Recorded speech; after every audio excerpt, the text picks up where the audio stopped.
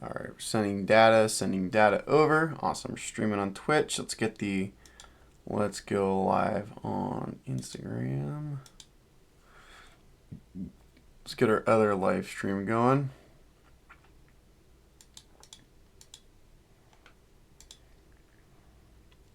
Okay, give me a second. We're trying to connect there. All right, give me a minute. Let's get the other stream going.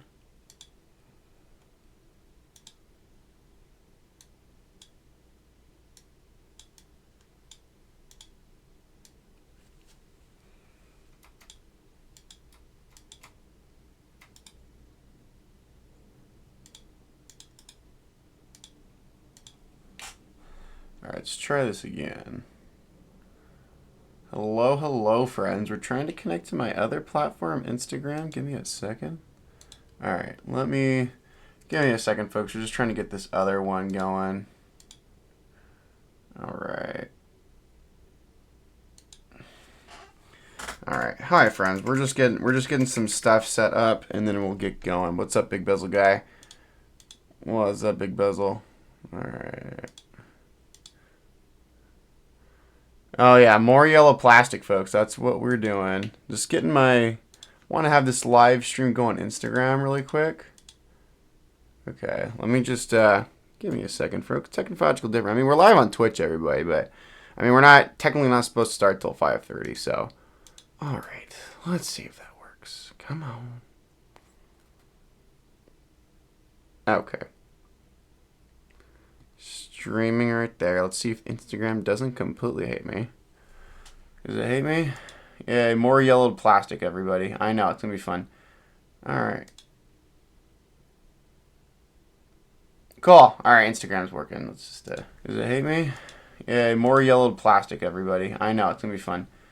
All right. There we go, everybody. All right, Instagram's working. All right, I think we're going to get the show going. Yay, more yellowed plastic, everybody. I know. So, hello, friends. We're going to get the show going. This is going to be a longer stream, as you can see. We have something gigantic and massive. We were going to do this thing. I'll pull this. We were going to do this thing today. This is a Cherry MX board by Matrix Labs. We're going to do that tomorrow. But I got the parts ready to go for this board. I figure I've been dying to get some of these vintage boards restoration. So, as many of y'all know, I am obsessed with Alps. So we're going to be doing a really cool vintage restoration as part of my personal collection. So we are doing, let me pull this PCB to the side. We are doing a Northgate OmniKey Ultra. So this board is absolutely massive. We have your kind of standard full-size area. We have an 8K cluster right here. We have a double F row on the side and then on the top. So this board is absolutely insane, and I am super, super excited to get this board put together. Kind of explain as we kind of go along what's kind of been done. There's been a lot of work that's been done to the parts of this board over the past few weeks. To get everything ready. So I'll start off with the PCB. So this is a really cool PCB. So this is the original PCB that we're going with today. We're not doing any reproduction PCBs. Also, the back of it just looks absolutely gorgeous. So again, we cleaned up so we desoldered the original switches from the PCB. And then we cleaned the PCB with isopropyl alcohol. There was a lot of dust, a lot of grime from like 30 plus years of just wear and tear. And then also what we did after the switches were desoldered, we also cleaned up the pads with my desolder gun just to make sure we're getting rid of all the old solder. So this PCB was nice and cleaned up. So I'll put that PCB to the side. One thing that's also cool about this particular board, I love old keyboards, everybody. Old keyboards are fantastic. So this one right here, one thing about this one I think is really cool. This board also has a daughter board, which is really cool. There's a lot of really cool functions that this board does. So we'll pull out the daughter board in a little bit when we get ready to start really kind of doing assembly. Old keyboards are awesome. I love them. I love the vintage stuff. The other thing too is the case. So this case, the top case is a little bit yellowed, which is really awesome. I love that yellowing. It's part of that patina. You can kind of see the original color right there. But we scrubbed and deep cleaned this particular top case just to get rid of all that dirt, dust, and grime off of this particular board, and it came out fantastic. I love how just clean this looks now. So we'll put that top case to the side. We're really not going to use that till the very end. And then one thing that's cool about these OmniKeys, they have the plastic top case, but they have this like really thick steel bottom case, which is awesome. So this is just really kind of cool. So here's our kind of information plate. Tells us the exact name of the keyboard.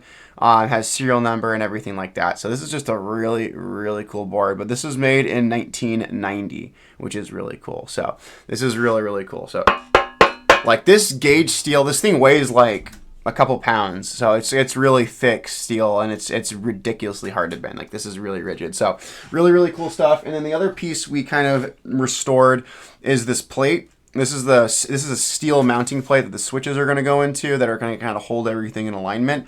This thing was ridiculously rusted. It was essentially bare metal when I tore it down. So we sanded all the rust down and restored this plate, so there is no more threat of rusting, which is really cool, which is really nice. And of course, this plate is also steel as well. So this is a very hefty steel plate. So this board is going to have a nice hefty weight once it's done. But this plate, I sanded it down. And then we did 2 coats of primer, sanding in between each coat, and then we did this couple coats of matte black. Again, this isn't original to the original color. Again, the original color of this was a gray, but I wanted to go with black because I really want the star of the show to be the keyboard and the keycaps. So this plate is fully restored. It was a lot of work getting this plate sanded down and getting it refinished, but it came out fantastic, and this plate's ready for another 40 years of service and wear and tear. So there's no threat of this rusting through again. So that's really, really cool. So we'll put the plate to the side, and there were some other parts. There was a lot of work that went into this keyboard. Also the keycaps, we deep cleaned the keycaps, which are really cool. The keycaps were really, really disgusting. As part of this keyboard, you are going to have yellow keycaps. The keycaps are spotless and clean. I don't believe in retro brighting. I believe the yellow plastic is just part of the patina and the aesthetic of the board. And I'm just not a big proponent of retro brighting stuff. I like that kind of vintage look of the yellowing. Like I did this keyboard build, and this has ridiculously yellowed keycaps, which is just awesome. Autofocus, get in there, come on. So that's another build we did a couple weeks ago. And then kind of show off switches. We're using Alps White, so we're using white clicky Alps, and these are of the pine variety, which are going to be really cool. So we're gonna I've been restoring a metric crapload of these switches. There's so many of these freaking switches we've been restoring, so it's been a lot of work, but it's been really, really cool just kind of working on these switches, and I can't wait to put these in and make this board sound nice. Another thing too, we also have some other smaller components. I have a bunch of the screws. I have the cable to connect both circuit boards within the board. We have the original cable, and we also have the original feed and a bunch of the hardware that goes in here. So that's mostly been cleaned and restored back to its original form. So it's been really cool. So this is going to be a really, really cool keyboard restoration project. So I'm going to grab the PCB and just kind of show y'all a little bit about this PCB. So this is just a really, really cool PCB. We have our indicator lights. All these little squares represent where a switch is going to go. So there is a metric crap load of switches on this particular keyboard. So it's going to be a really, really cool build. It's going to be really cool just kind of putting this board together. This is going to be a longer stream. This is not going to be like the 40% we built on stream last week, which the stream was like 40 minutes. This is going to be a very involved build. This is a very advanced build. If you were like a beginner to like mechanical keyboards, I would not recommend doing something like this. This is a very advanced build. And as you can see, just this plate is freaking massive. Like I'll pull out one of my full sizes. Like it's bigger than like one of the full sizes we have. This is the ETAR 87, which we have on loan. So it's gonna be really cool. So my kind of methodology with Alps, I like starting off with the stabilizers. Just get those tuned up, get those kind of inserted as well. So to kind of start us off, I'll get my stabilized keycaps out, and we'll kind of go from there. So we have a bunch of really interesting parts we want to get out. So our stabilized keycaps, we're gonna have, of course, our big space bar. We're gonna have our left shift. We're gonna have our backspace, and also we have a number pad. So we're gonna have our 0/insert, and then we're gonna have the enter that goes on the number pad. We gotta find it first. Where the heck are you? Come on, there we go. We got our enter, and that's gonna be our 4, 5, and then we're missing. We got our big ass enter right here, which is really cool. So of course we always need a big ass enter. You can never have too many big ass enters, and then we're looking for our backspace. So let's find our backspace, and then we should be good to go to start really getting this board ready to go. So do I have, there's one of my shifts. I'm like, where the heck are you? Oh, I have the backspace. Wait, what am I missing? Let me just put these here. Got backspace, got the big ass enter, got the space bar, got that. Oh, we got them all. Sweet. All right, cool. Yeah, we got them all. Sweet. All right. So let's put the rest of the keycaps away, and then we're gonna kind of do it. So this particular board is a part of a series of keyboards. There's a ton of them. So Big Bezel Boy, I know you like really big chunky keyboards. If you were gonna get a vintage Alps board, I would recommend tracking down a Northgate OmniKey. There's a ton of different models. I like these really, really big ones with the extended F-row over here, but they make a standard AT101 that has like your standard 101 like Model M layout. It's called the Northgate OmniKey 101. And that has like a standard ANSI enter, no big ass enter. There's also, I think they made some ISO versions. I have 3 different OmniKeys. So over the next few days, we're going to be doing a lot of restoration builds on stream.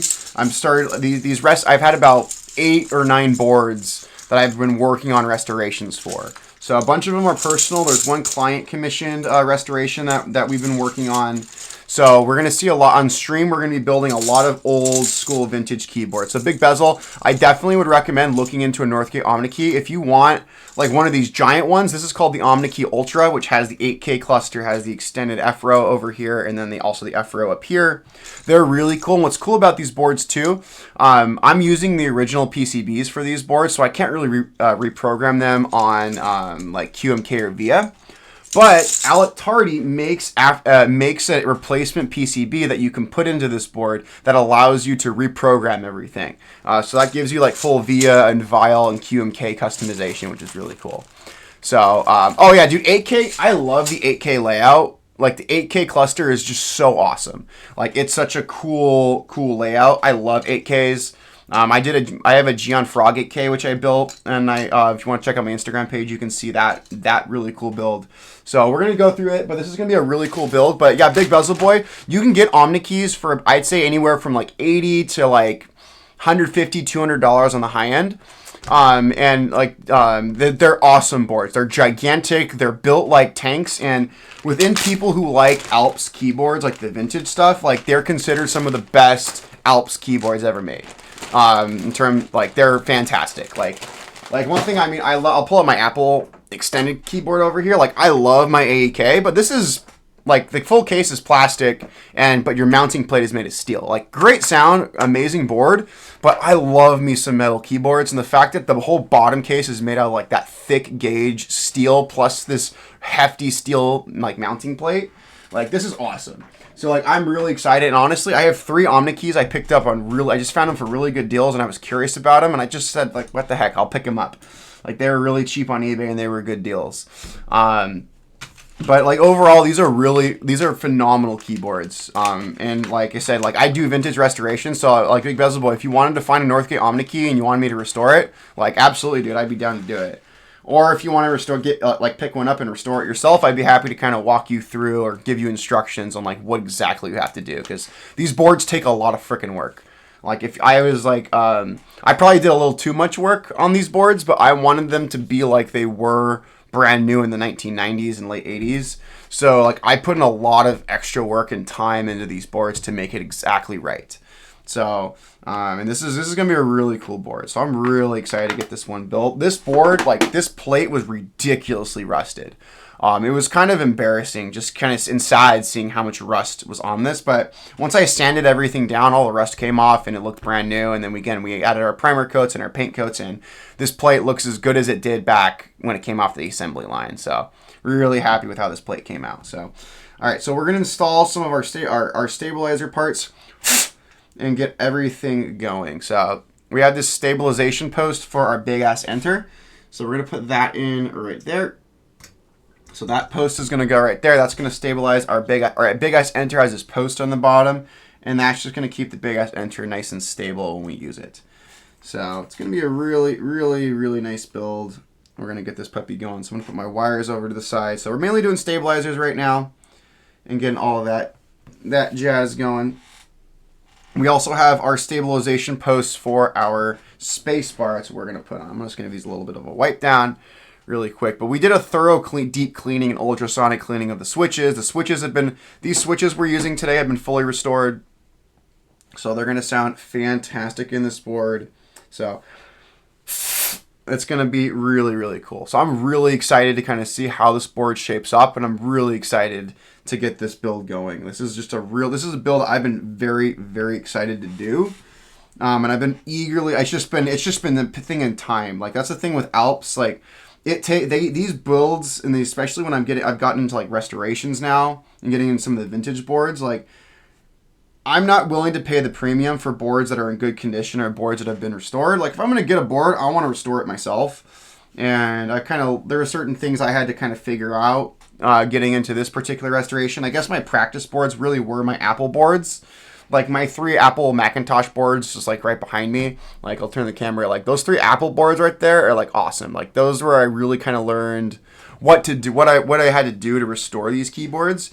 And now I'm pretty comfortable in terms of the restoration process on these boards. So it's going to be a really good time. So I love working with these old keyboards. They're awesome. So we're going to put these stabilization posts right here for our space bar. So that's going to get our space bar nice. So we're just kind of doing our plate mount portions here and then we're going to get everything else going. So we're just kind of cleaning out some stuff. So it's making sure everything feels good. So looking good there. So we have our stabilization posts right there. Now we're going to get our clips for the actual wires in here. And then once we'll do that, we'll put some switches on here, and then we'll start lubing stabilizers and getting everything installed. So but yeah, these are really phenomenal keyboards. I think these are probably, I think now, so I can send it to you. I just got it at Home Depot. I got some gray primer, and then I got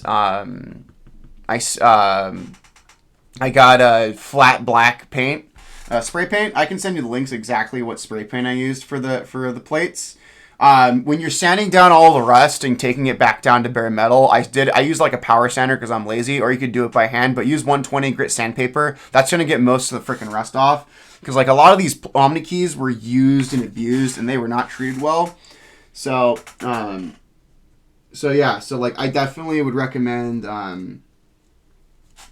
like, again, really giving these a good sanding, because these things are just clapped. Like, these boards were just absolutely destroyed.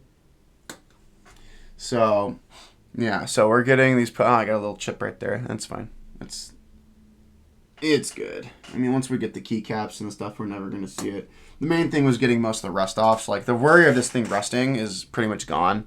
So, but yeah, it's a pretty good time. Like, I've had a lot of fun restoring these keyboards, and I have some more vintage boards I'm definitely eyeing to pick up soon, just to kind of add to the collection. And I think I really want to go after all the Northgate OmniKeys. There's only about 10, like I think 8 or 10 of these models, so I have 3 of them, and I'm kind of eyeing a couple other ones right now on eBay that are in auction. So we'll definitely be picking up some of the other ones that have kind of more standard layouts. But this is a really cool one. I wanted this one because I love the 8K layout. 8K is just like the 8K cluster right here is just so cool to me. It doesn't have much use in today's kind of modern computing world, but I just definitely think they're neat, and I think they're really, really cool. So we're just kind of putting these in. I have to grab another couple other clips, which is fine. So we're just getting these clips in there. Perfect. And then we'll get going. So yeah, we're missing one of these clips. So, but yeah, overall, really good time, folks. I'm really, this is going to be a really cool build, and I can't wait to start using it. So I'll be completely honest, I have no idea why it's called an 8K layout. You don't really see 8K layout. Like, most of the time when you get to this home cluster, you're going to have your T arrows at the bottom, and then you're going to have like your home cluster and navigation cluster up here, where it's not real, like these kind of 5 switches right here aren't filled in. I don't know why it's called that, why this layout's called an 8K, but that's just what it is. I mean, they're probably someone who's probably more knowledgeable about vintage computing could probably tell us or let me know. But it's just, I've really liked it. I don't know, like, with one thing I love with keyboards, the more buttons, the better. The more keys on it, the better. I love like those, like, I want an IBM Model F Battleship. Like, I would love a terminal computer, a terminal keyboard. I actually have a terminal keyboard. Now, it's a smaller terminal keyboard, but it's a keyboard that was part of like a much larger computer that we're going to be restoring probably in the next, I'd say, week or two. So there's a lot of really cool old vintage stuff. Like, I really love these old boards. I gotta get a clip. I'm missing one of the clips for this, but yeah, there's a lot of really cool stuff that's gonna be just so cool with these boards. I'm really excited. So yeah, the 8K layout's just really cool. And as we get the board assembled, you're gonna kind of see just how massive and just insane this board is. Another thing too about this board too, it is not a pretty keyboard at all. It's really ugly. One thing about these old OmniKeys, like they're kind of ugly, but like that's kind of I think the charm of these particular keyboards is they're really freaking ugly, and I love that about them. Like they're just charmingly ugly. Now I got another chip. That's okay. I don't care. I really don't care. Once we get everything assembled, we're pretty good. I got 2 little chips right there, but we're good. So, all right, friends, we got our clips in, which are really good. We're gonna start putting our little clippies on. I'm gonna start putting these in. I guess gotta see how these are gonna go. Just want to see how these wires got to be oriented right here. I don't know if it's gonna be this way or the other way. Spacebar is always kind of weird. The other ones I kind of get. But I just want to see how this one is oriented. Just so we can make sure our spacebar is going to be properly clipped in. Okay, that's how we're doing it. Sweet. Cool. Awesome. So we got our clips right there. Got our wires. Yeah, I mean, Model Fs are cool. Like, I do want a Model F, but I'm going to find one that's, like, collapsed, and I'm going to restore it myself. Like, again, I get when some people just don't want to do the restoration themselves. Because, like, again, restoring these old keyboards, it's a lot of work. I'll be completely honest. Like, if I were to sell this keyboard, I would sell it for significantly more than I paid for it. Because I'd say there's probably a good, in all of these parts and all the stuff I've done to this keyboard, oh god, like probably 15 or 20 hours of work. Like it's a lot. Like there's a lot of work that's been done to this keyboard. Whether it's like cleaning up the, like tearing down the keyboard, restoring, like desoldering the switches, restoring the switches, cleaning all the switch parts, cleaning the case, cleaning the keycaps. Like there's a lot of work I've put into this keyboard. So like if I were to like sell this board, I would probably ask a nice chunk of money. I'd say probably maybe like 2 or 3 times what I paid for this keyboard. There's a lot of freaking work in this keyboard. Like there's so much work into it. So like that's just kind of thing. So I paid like $150 for this keyboard. So I got this for a good price. So I think after shipping and tax it was like $150. So that wasn't too bad. I'll show you my steel. This steel board I got. Not like a steel is like it was a bargain. I have a bunch of Alps over here. So I got an OmniKey Black Label, which is the most sought after OmniKey, with blue Alps, and I got it for $80 frickin'. Like that was frickin' cool. So I got 100 blue Alps for $80 with the whole frickin' keyboard. So I have the Black Label. We're gonna build that, and the blue Alps have to be restored, so they'll probably take a little longer to do that one, maybe in like the next week or two. But like we're gonna be doing a blue Alps Black Label OmniKey, which is gonna be sick when we get that one together. So we got all of our clips under our parts. Now we're gonna get our switches. So we need 6 switches because we have 6 stabilized keycaps here, and then we're gonna kind of go from there. So yeah, this is a really cool board. So we're gonna start inserting our switches into the plate, and yeah, it's gonna be really, really awesome. Let me just see. I want to just double check orientation of these puppies. Okay. This side one for this number is going to go like that. Cool. I want to see how my enter is oriented. Okay. Backspace is going down like that, so that's cool. I just want to make sure my pins are in the correct orientation when we do this. Just so when we drop this onto the people... Yeah. Yeah, I'll show you the Black Label OmniKey in a second. I'll pull it out. I just got to make sure everything is lined up pin-wise on these, and then we'll push them down. There we go. Cool. All right. Let's just push these down. There we go. Yeah, I'll get the black label and I'll kind of show you what it is. So, yeah,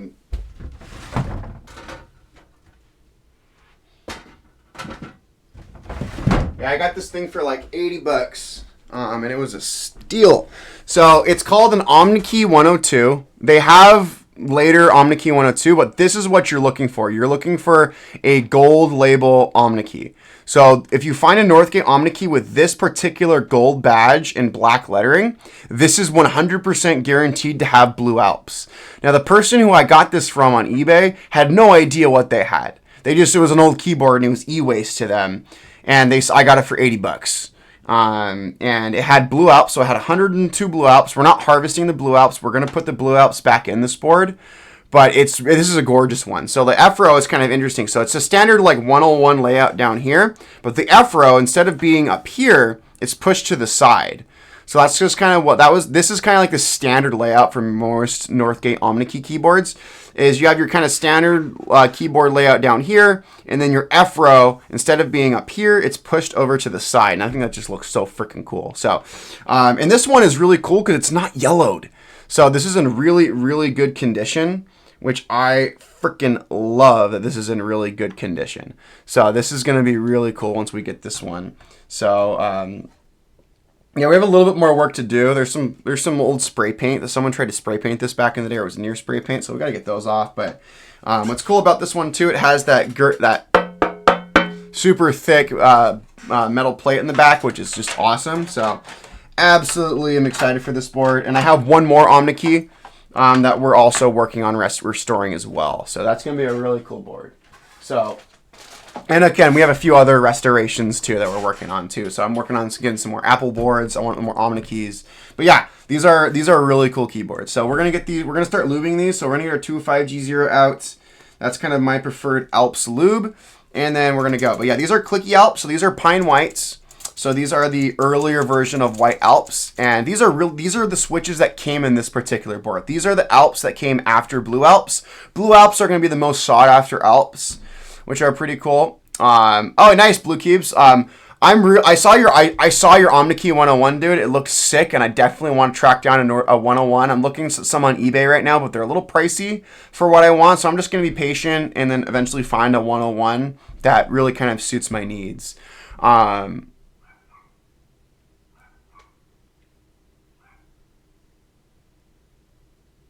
Yeah, so if you find, again, if you find an OmniKey that has that gold and black badge on it, that's going to be a little more.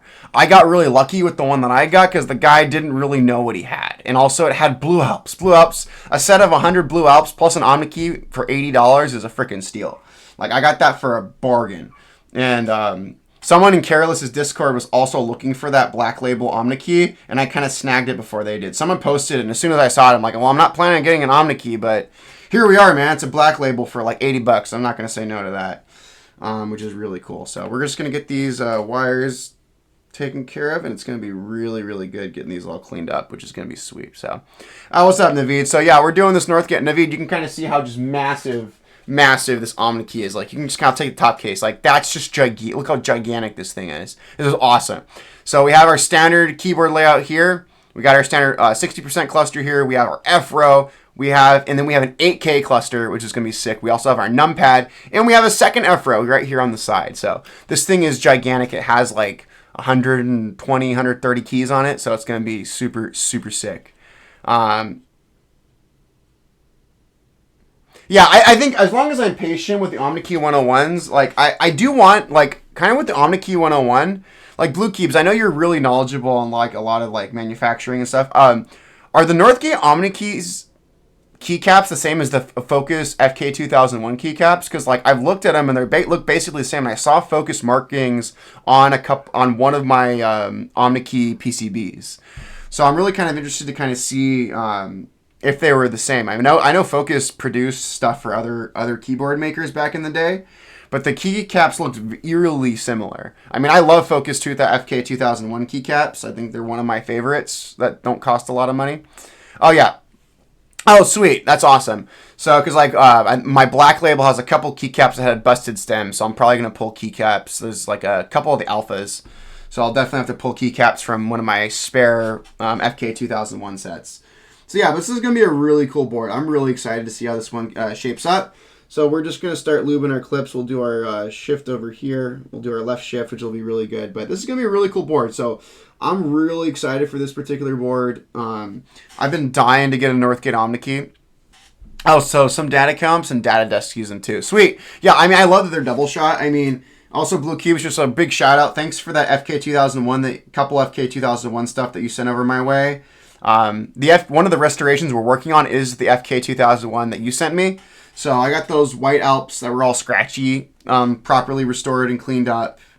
And then we did all the right, working on finishing up, refinishing the plate, and then getting all the other parts ready so we can reassemble the FK 2001. Because I do want a nice FK 2001 for my like vintage collection. Because I know it's a common board, there's nothing special about it, but I think I just want to have a nice example of it on hand.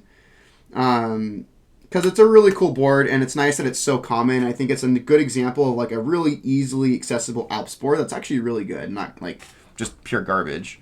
So that's one thing that's really nice. So vintage, I mean, yeah, Blue Cubes, I think Big Bezel Boy has a question about like, what are some good vintage beige MX style keycaps to harvest? I mean, the nice thing about cherry stuff, it's way more abundant. So, I mean, you'll probably have an easier time finding old vintage cherry stuff. Unless you're looking for, like, West German MX Blacks, which I know people kind of lose their minds about. So, but yeah, there's a lot of good, like, really, I mean, I haven't gotten in, like, most of the vintage stuff that I'm interested in is the Alp stuff. I know the old school cherry stuff is really, really cool. But, like, at least for me, when I look at Cherry MX, I like it more for the modern stuff. So, like, when I'm going vintage, I want to use, like, buckling springs, IBM stuff, OmniKey, Apple. But yeah, there's a lot of really good good stuff on the market. That's the kind of cool thing. I mean, we're really lucky here in the United States to have a lot of good vintage stuff, which I really, really enjoy. You also, I mean, because I'm sending a package to someone down in New Zealand this week that contains a Zenith Z150, an Apple M0116, a couple sets of switches, some keycaps, some stabilizer stuff. For them, because this guy down in New Zealand, he really can't get, like, I mean, they can get vintage stuff. It's not as plentiful and cheap as it is here in the United States. So what kills them down there is the freaking shipping. That's the thing that just kind of sucks.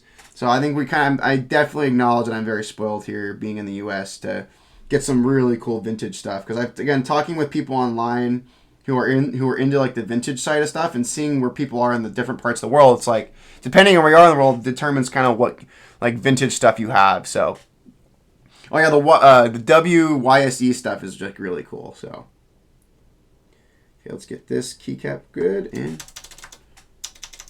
all right, that one is on there.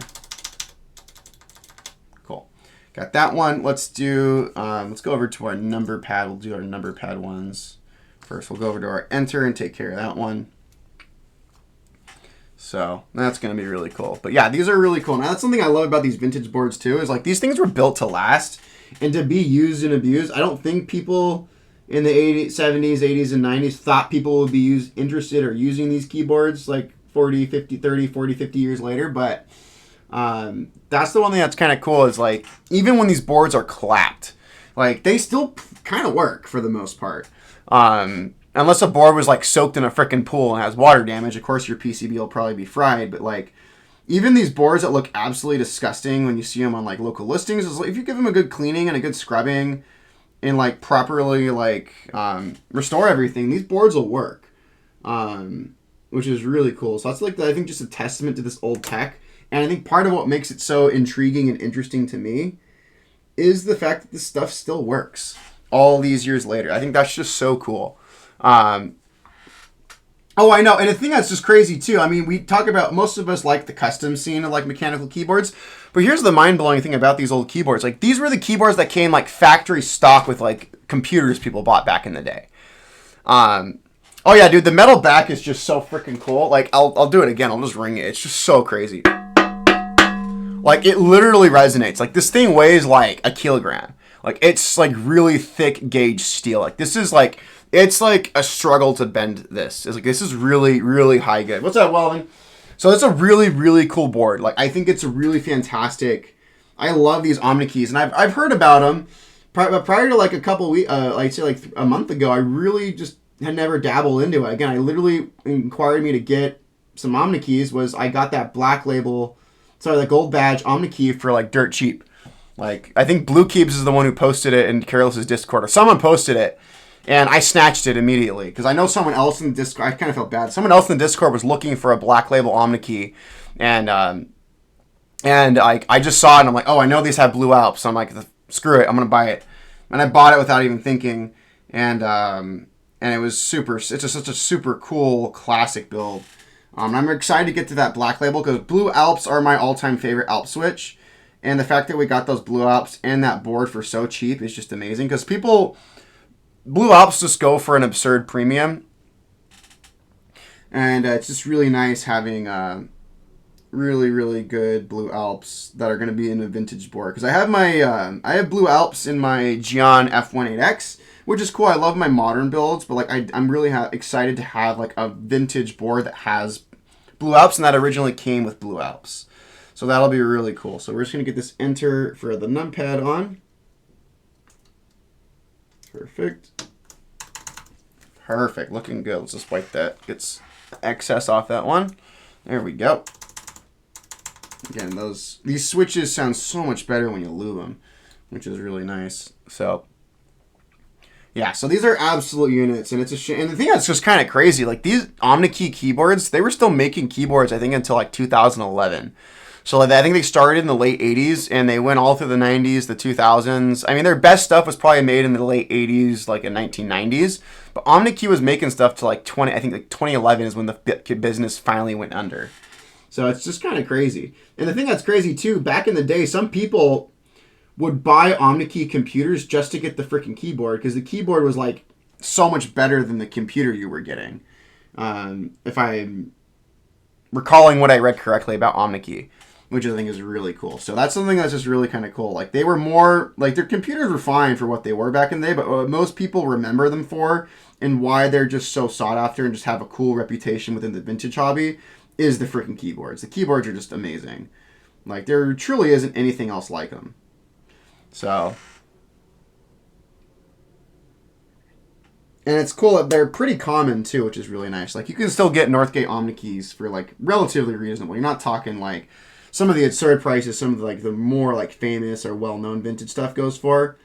So because I know like some like certain Model M's go for like stupid money, which I get. The Model M's the Model M, but yeah, we're just fixing that. Perfect. We'll get the clips done. But yeah, it's going to be a really, really cool board. I'm really excited working on these old keyboards. Like there's just it's such a cool vibe. And I'm doing a keyboard meetup with KeyLife November 15th. It's going to be at a brewery down in Orange County, which will be really cool. It's a small meetup. It's a mini meet. So I'm only going to take a couple of boards. So I'm going to take, this is one of the boards I'm going to take out. For sure. I want people to see a Northgate OmniKey, like in person, properly restored, in all of its glory. So that's going to be really cool. So I'm really excited to take this board out and to show people and let them type on it and feel it. Which is going to be so sick. So I'm really excited to get this board out and let people in the community try it. So, because I'm definitely taking this to work tomorrow. I'm like, hell yeah, I'm taking this to work. I want this tank on my desk, annoying my students. So, all right, we got our number pad ones.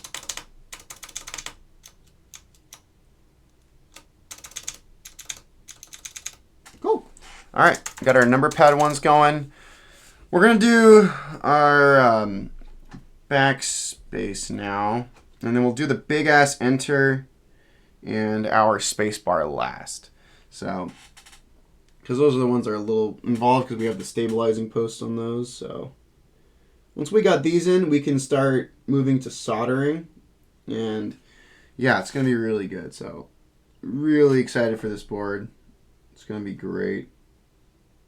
So, just finishing up lubing. Yeah, this is going to be a little bit of a longer stream, folks, because just with the nature of this board. This board is friggin' massive. There we go.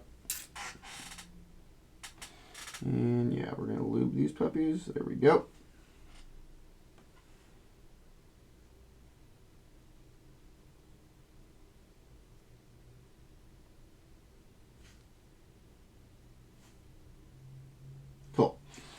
we're just lubing everything up, and it's gonna feel really good. Yeah, but blue cubes, I'm like, yeah, I'm like halfway through like all of the pine whites I've been restoring. Like I mean, I've been reassembling them. I'm about halfway through reassembling all of them, and then I have like another mountain of different types of switches, and I also have like 400 something ivories. So I still have a decent amount of switches to like restore. I just kind of marathoned through the White Alps this past weekend because like most of the restorations I'm doing are going to be with pine whites. The OmniKey Ultra T is going to get them. The FK 2001 is going to get them. My 1800 terminal board is going to get pine white Alps. One of the client commission restorations I'm doing is going to get pine whites. I'm working on a Silicon Graphics Bigfoot that's also going to get. Yeah, and again, I have more pine whites. I mean, honestly, dude, like I think pine whites are really good. I think for a lot of the vintage boards that don't. Like, of course, my apple boards I'm going to keep, like, ivories, salmons, and oranges in. But I think for a lot of boards I probably plan on restoring, I'm probably just going to put pine whites in them because they're good and they're relatively affordable and they're not going to be, like, premium. Like, they're not having, like, the premium price tag of, like, Blue Alps. As much as I love Blue Alps, I don't love the price of Blue Alps. And that kind of sucks. So, yeah, definitely going to get some good use out of those pine whites that are coming your way. So that's going to be good. So we're just finishing up getting a little bit more lube here in these clips, and then we'll get this one mounted for our backspace. So, but yeah, pine whites definitely my favorite. I think I have a common switch. Like they're definitely growing on me. Oh, dude, all these restorations are gonna be streamed. I love that 1800, dude. Like I was talking to some people on Reddit about that board. Like it's not a rare board, like in terms of it being expensive. It's just uncommon. Like as soon as I found out it had the pine whites and double shots, like I was like, oh, this has to be restored. Like it's just I've never seen an 1800. I've never really seen like an 1800, and it's a terminal board for an old computer, which is really cool. So it's just a cool board, and it's different, and that's part of why I want to restore it, have it be part of the collection. Because it's different. I've never seen a board like that. So now we're moving on to my favorite key, the Big Ass Enter. The Big Ass Enter is a vibe. I love these things. So we got that terminal board. Definitely, we're working on the plate right now. So once the plate's done, we'll be able to get that thing all ready to go. So we're just going to lube up this post right here. Get a nice amount of lube in there just to make sure everything doesn't feel all scratchy there. Cool. Awesome. We got our post right there, which will be really good. And then we're going to get our clips going. So let me just get a little bit more. There we go. Let's get our little wire clips here. Get those all lubed up. Perfect. So yeah, so this is going to be cool. So I'm loving the Big Ass Enter. But yeah, that terminal. And it's cool too because also ISO. I don't have any ISO Alps boards. So it'll be kind of cool having ISO. Again, I prefer ANSI or prefer the better version of ANSI, which is the Big Ass Enter. But it'll be kind of cool having ISO. It's just kind of cool. It's an 1800. It's a terminal board, and it's ISO. So just it has enough that was different that for me that's just made it like, okay, I have to save this board. I can't just harvest it and not do anything with it. So I'm really excited, and I'm glad you gave me that lead for those 3 boards, because other 2 boards like the double shot CoStar, they were junk. I just cared about the switches. So I get those other 2 keyboards I got in that keyboard lot. Definitely those pine whites are getting put to good use. So, and I had someone today on Discord reach out to me looking for some switches. So some of the pine whites I've been restoring are going to go to that person, which is going to be cool.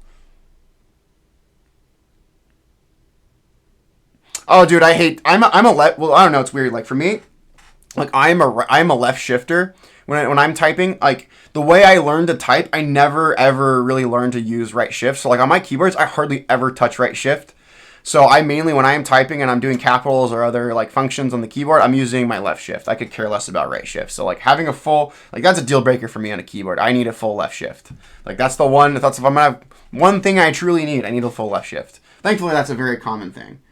Whereas it's more common to split like right shift and whatnot. So, but yeah, that's going to be really cool. So we're just getting this, that's a little crazy. So we're just getting these clips on the Big Ass Enter lubed up. and then we're gonna put this puppy in, which is gonna be cool. So, but yeah, like full left shift, that is that is a must key for me. Just the way I've learned to type. Yeah, left shift all day. That's just how I learned. Even though I'm a right-handed person, I'm not wrong-handed, but I just left shift is just the way the way I've learned to type, and I'm a creature of habit. I don't really feel like relearning how to use a keyboard. I'm not a fast typist at all. Like I like the people who like type professionally and whatnot. Like again, I get the people who do like 100+ words a minute. I'm jealous. I can't do that. I can do like 50 words a minute. I'm a very slow typist.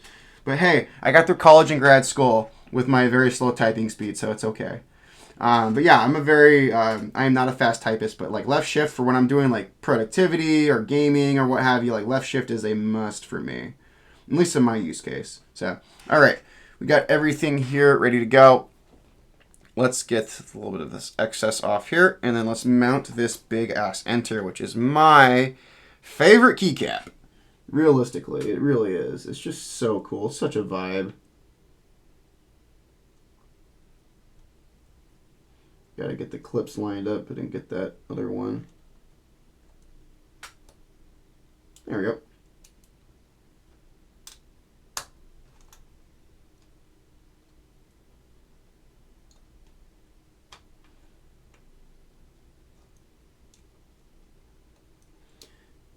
Clips in there, perfect.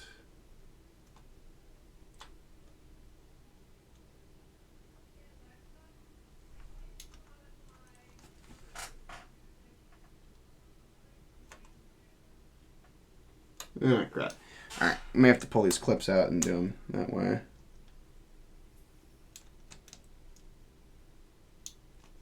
Alright, give me a minute. We're going to have to install this big ass enter a little bit differently than I thought. So, give me a second, folks.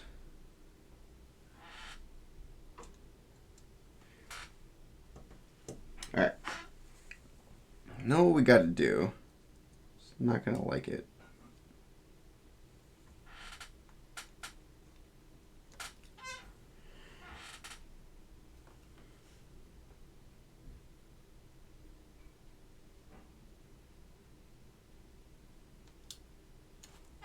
Alright, let's clip these in.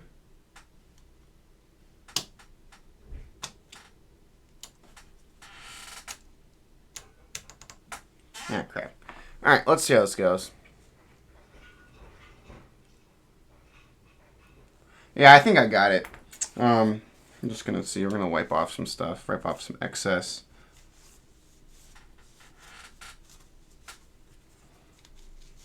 Cool.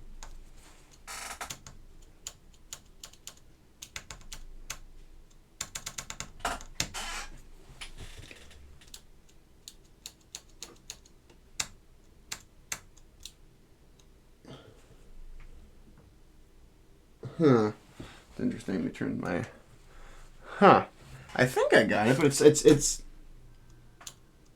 it's not coming up correctly. So I think I might have to reorient my clip. So I'm going to come back to the big S enter. And then... Yeah, there we go. Just got to turn my fan on. So we're going to come back to the big S enter. I'm going to put the space bar on. And we'll kind of go from there. So yeah, let's get the space bar going, and then we'll kind of see how that goes. So yeah, let's get our space bar. And then we'll, because I know how to do space bars. So yeah, this is just a different big S enter. Again, this is my first time doing an OmniKey. So there may be some things I gotta like figure out as we kind of go along.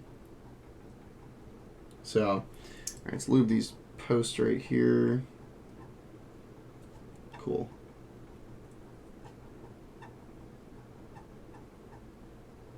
All right, cool. We're doing those, and then let's get the clips and the stuff under the space bar done, and then we'll get this space bar in there.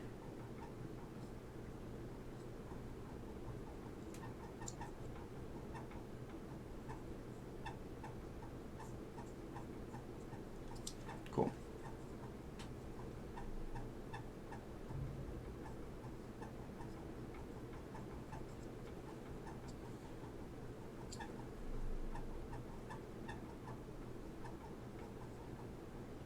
Cool. Yeah. All right. Thanks, Welvin, dude. Hey, dude, it's always nice having you drop in, man. And again, I hope you're enjoying your Alps board we did for you back about a month or two ago. So, yeah, it's a good time, everybody. So, it's always thank you for anyone who pops in. Again, those of you who are tuning in, thank you for coming by, everybody. It's a good time. So, we're just doing it good, but we're working on this one. So, and stabs are always kind of interesting. Some boards are different. So, I'm definitely going to take a look at that big ass enter because there's something that isn't right about that. So, I think we might have to reorient the clips. Hey, well, but I'm glad to hear it, my man. So take it easy. Have a safe drive home, my man. So we're gonna get it going. But yeah, folks, it's gonna be good. So all right, yeah, we're getting this one going. So this is gonna be a super cool board. So all right, we're gonna get that going, and let's put these wires in. All right, cool.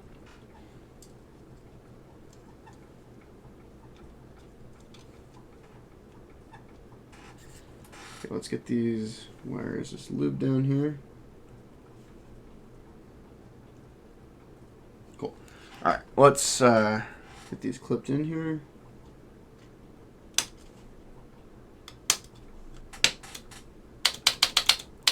Sweet. Got that. Let's just get the little bit of excess stuff down here.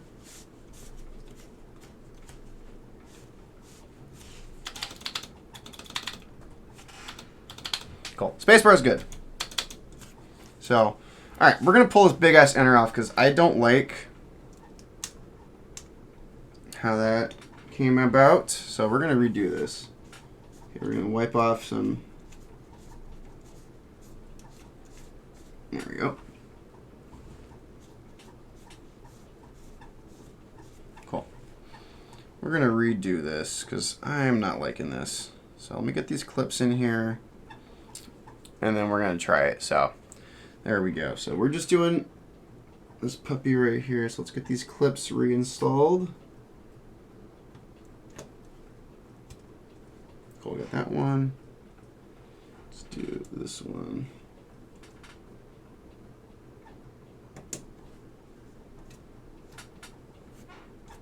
All right, cool. Got our clips reinstalled, so that's good. I think my clips down here have to go a different orientation. So it's just not what I want. Just gonna try that really quick. Cool. Yeah. Just gonna try this orientation right here again. So gonna do something a little bit different with this one.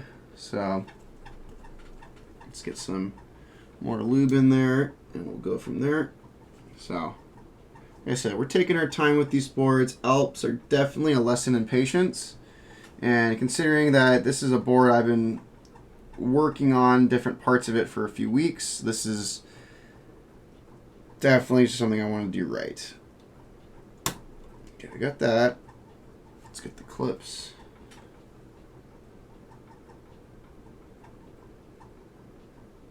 Cool. Now, let's get these other clips in here.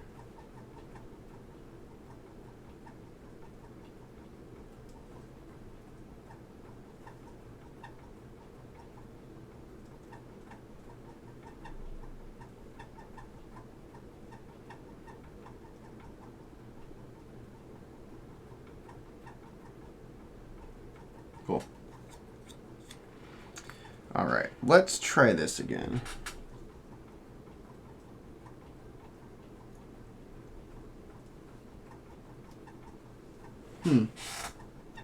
Okay. Guess it was this way. Okay. Clips were in the right orientation. That's just really weird.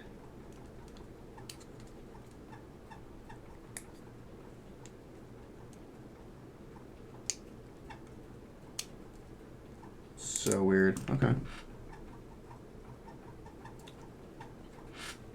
Just gonna add a little bit more lube in here.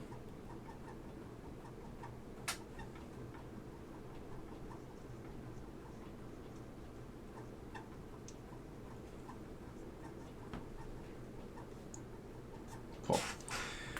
All right, let's pull these off. Yeah, just figuring it out, folks. Again, this is part of why we do it live on stream. You get to see all of my struggles, frustrations as we kind of go through it. So get to see me do things correctly, get to see me do things incorrectly. So I think we had it right the first time, so that's good. Let's just let me apply a little bit of lube right there.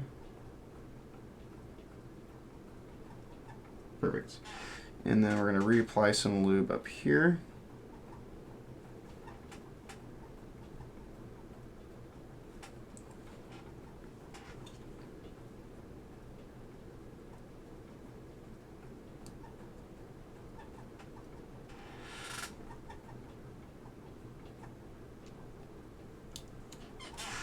All right, let's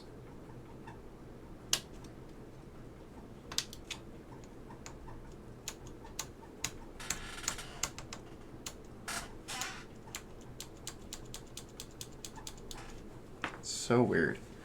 Yeah, I don't know why it's being sluggish.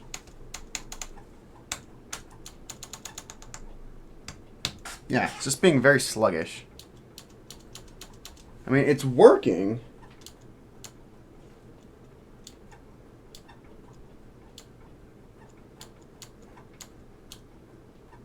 Huh. That is so weird. I don't know why that's being sluggish. I don't like that. Alright. It's all good, Naveed. We're going to be on here a minute for a while, my man. We got to figure this out. Alright. No.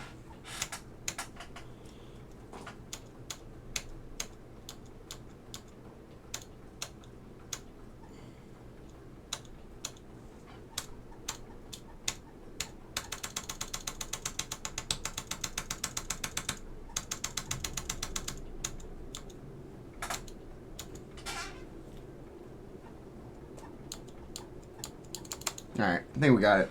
Alright, we're going to put our 205G0 away, and we're going to get ready to solder these puppies in, which is really cool. So, just going to wipe off the plate of any like residue or whatnot, and then we'll get this show going. We're going to get to the fun part, which is actually soldering switches in.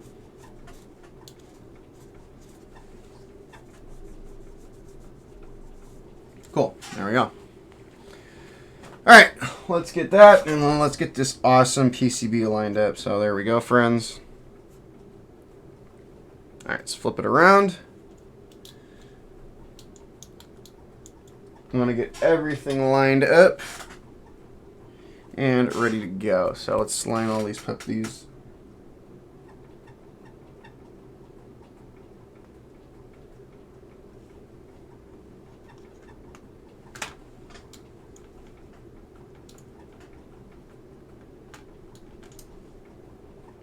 Got them all lined up. Sweet.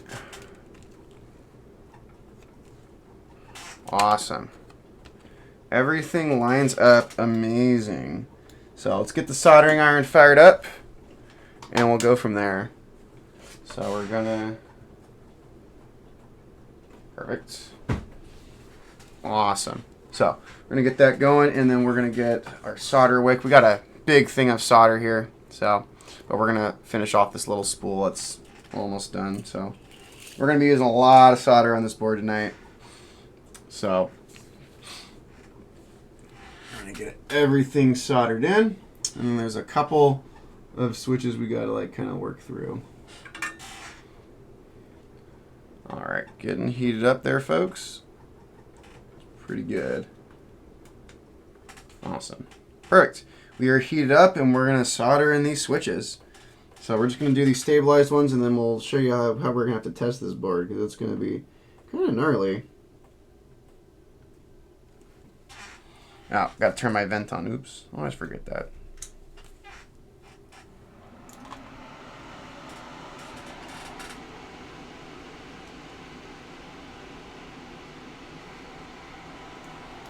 There we go.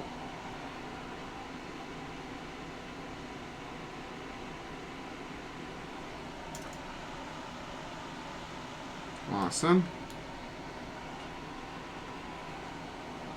Let's go over here into this one.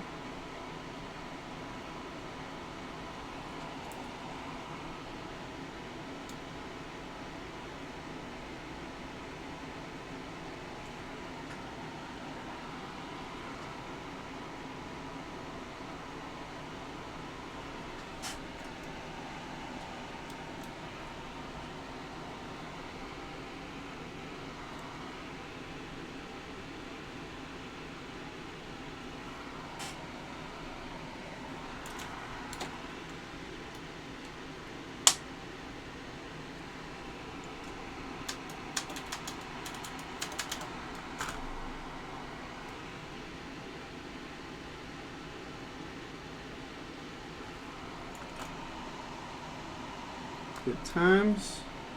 Almost there, friends.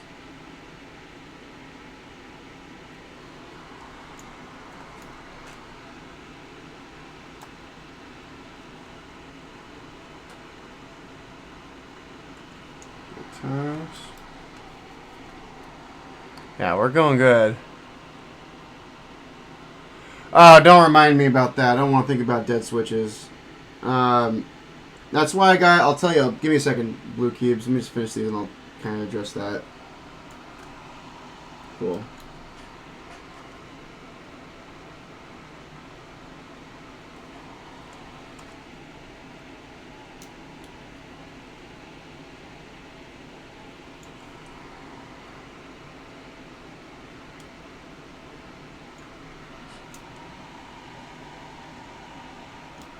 Cool. Alright, we got our left shift over here we gotta do, sorry.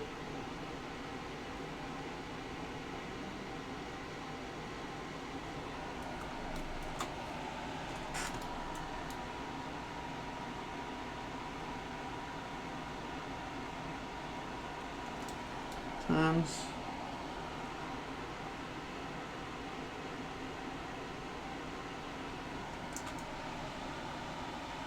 Awesome. Got it. Cool. Got our stabilized switches done. So, there we go. So we got our stabilized ones. Let me just wipe these, some residue here I want to wipe off.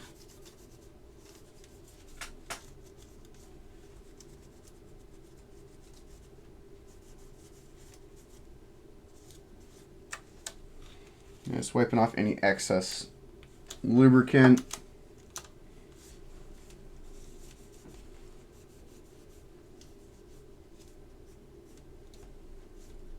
Cool.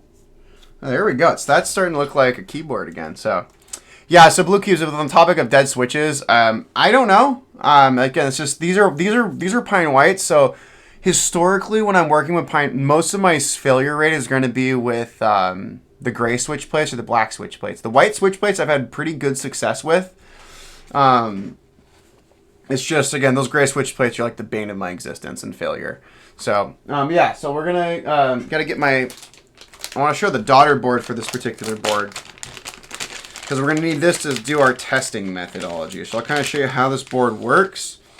So this is the only of the OmniKeys that I have on hand right now that uses this daughter board. So this daughter board is going to mount in the bottom of the case, and they're going to connect via a ribbon cable. And then these are the ports that you're going to plug into when you're working with the particular keyboard, which is super sick. So we're going to have to get those connected. Let me get my ribbon cable out, because we're going to need that to connect both of these together.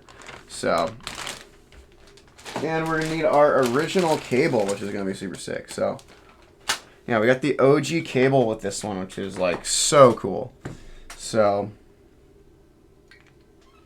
let me plug the ribbon cable in. Oh yeah.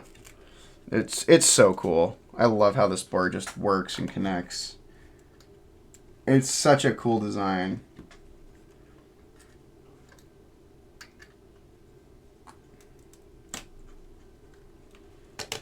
Alright, it's going to connect like that. And they're going to kind of be sandwiched together in the case. Which is going to be so cool. I got to figure out an elegant solution to like... I think I'll put the piece of foam in between them. Just so they're not touching. There we go. Cool. Alright, let's get our adapter assembly hooked in. And then we'll get this thing going. We're going to start testing. So I just want to test these because I really don't want to deal with replacing. I want to be done with stabs. So that's always the fun part with these. Is you just want to be done with the stabilizers.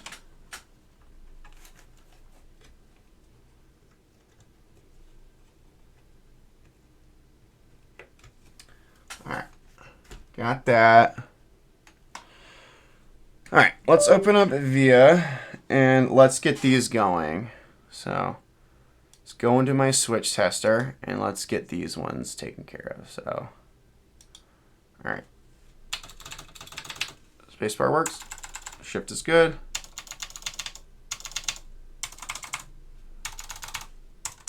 All right, stabilized keycaps are good. We're good.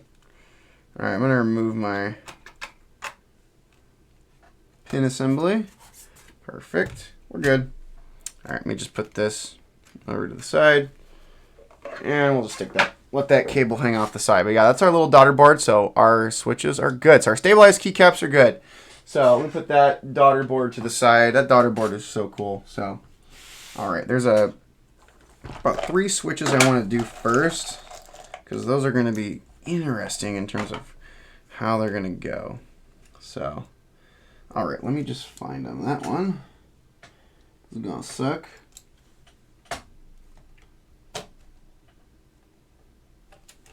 All right, next one.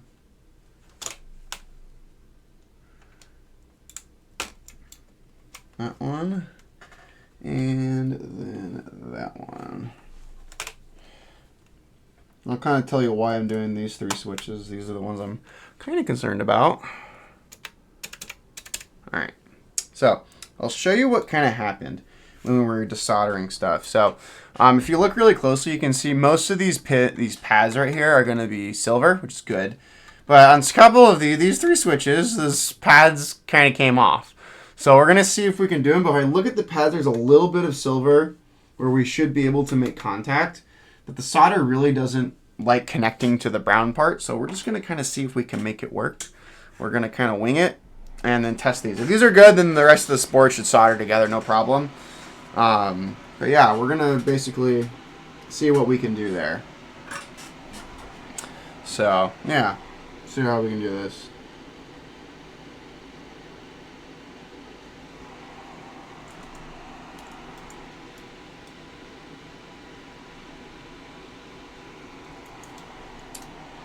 So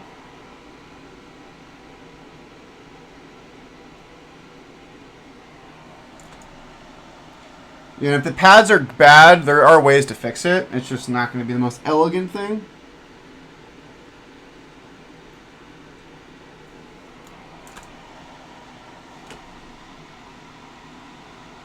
But we're going to see.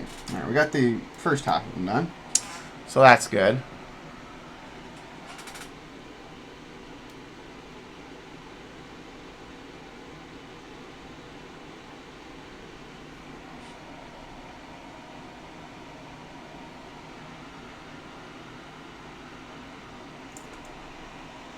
Okay, got that one.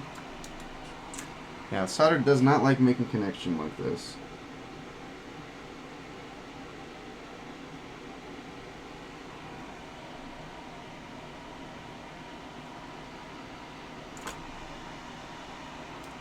They look kind of ugly, but if they're going to work, they're going to work. Just because there is enough contact here where we should be able to do it.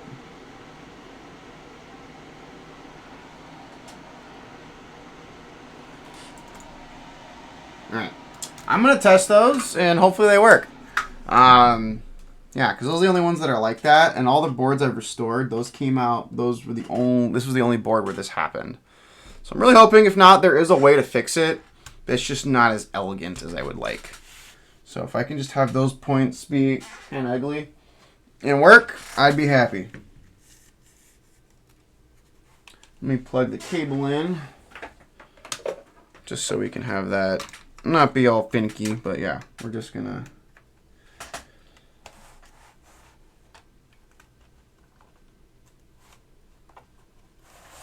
Let me just push this a little further forward. There we go.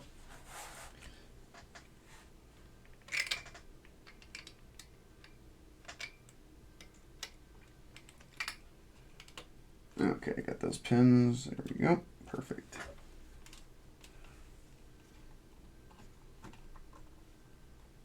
Cool. All right, got them plugged in. Let's see if these are going to work. Because, yeah, I'm really, really hoping this makes enough contact. So, if not, we'll just kind of... Oh, yeah. Oh, yeah, we're golden. Heck yeah. All right. It was H, S, and then my F2. Money. Sweet. All right, cool. We're good now. We're just going to put all these switches in and solder these puppies in. And then any that are dead, we'll desolder them. So let's just start inserting switches now. Boom, baby. I love that. Also, I just want to highlight this daughter board really quick because it's really gorgeous. So let me take off the ribbon cable really quick. The ribbon cable aside. But this daughter board is like gorgeous. So it's you can see all of the. So this was made. This is patent pending 1989. This was for an OmniKey Plus 102 controller. But like I just love the circuitry, seeing all these like diodes and capacitors. Yeah. White's work, dude. Well, I mean, Blue Cubes, like, I'll show you if we'll flip the PCB over. Like, the solder joints for these ones are really ugly. Like, this is the one where the pads kind of came off. This is the one where the pads kind of came off. And then this one. Like, whereas the other pin for each of these are fine. But there was enough of the pad left where I think I could make contact. And thankfully, these are 3 switches I'm never going to desolder. Because I'd probably ruin any pads that are left. I mean, there are ways to do it. You can get a wire and solder it to another trace on the board. That's not as elegant. I want this to be nice. I want this to be clean. So these are 3 switches. And again, all the PCBs I've been restoring, this is the only one where that happened. And it kind of sucked that happened on this one. But it's cool. But we're good. Those 3 switches were the ones I was really worried about. And again, it helps that our thing is pretty good to go. So we're just going to do another wipe off because my fingerprints love getting on this. So let's just do a little bit of wipe down here really quick. But yeah, we're good. We are money. We're going to insert all these damn switches now. All right, let's just dump all these frickin' switches. So look at that. We're probably going to use all these frickin' switches. There's like 100. There's a metric crap load of Alps that have to go on this board. This is a big chunky board. This is a big boy board for sure. So we're just gonna put all the switches in and just say we're just gonna say YOLO and just solder them all in. It's gonna be great. So put in the 8K portion right here really quick, which is good. But yeah, this is gonna look so sick. Like awesome board.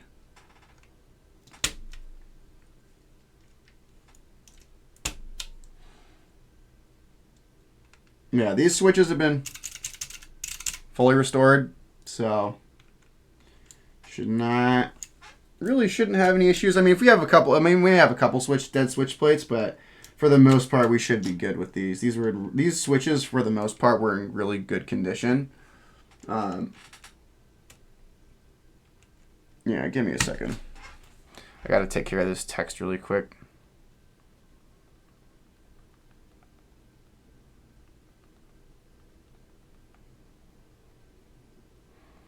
All right, cool.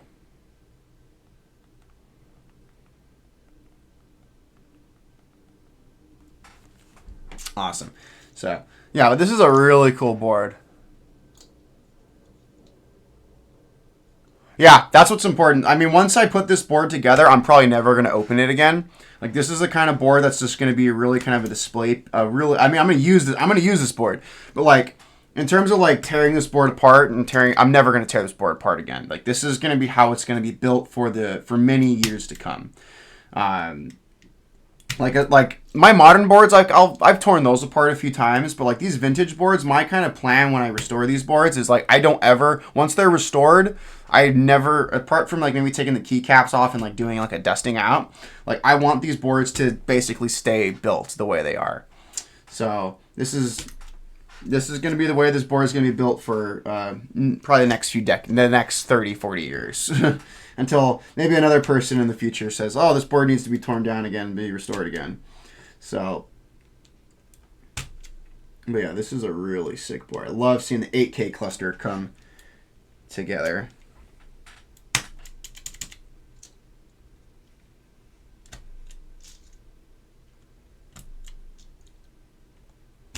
Yeah, this 8K cluster is so sick. And that's part of the reason I really want it. I love 8Ks. So it just looked, that cluster just looks so cool. So we're just doing it, getting them added in. So we're just putting in a metric truckload of these. Look at those. Let's do our F row over here. I'm going to scoot it over just so the back is supported. There we go.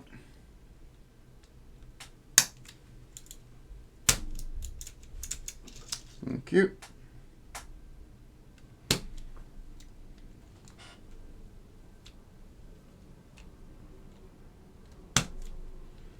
awesome. Yeah, but this plate looks awesome. I'm super happy how these plates are coming out, because these plates were kind of clapped. If I'm gonna be completely honest.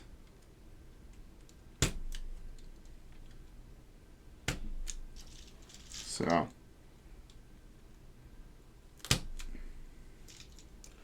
Alright, almost there, friends. Looking good. Look at that. Alright, I love that F row. That is so sick.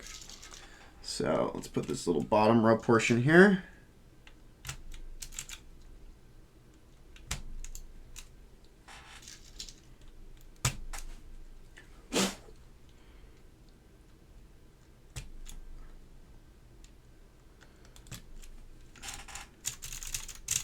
Oh! Woo! Feels and sounds so good.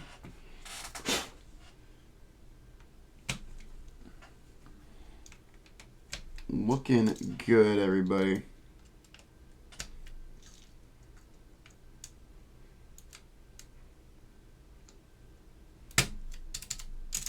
Oh, gonna be so good once this thing is put together. So we've been on here a little over an hour, so that's good.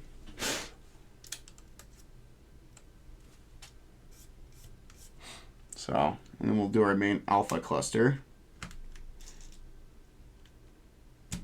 Yeah, so this is a metric truckload of switches. Yeah. I think that's good. I mean, like, I'll tell you this, Blue Cubes, I don't know about your OmniKey that you got, but, like, this OmniKey and my OmniKey Ultra T, plates were rusted to all hell. Oh, hello. Welcome. Thank you for joining from Melbourne. Thank you.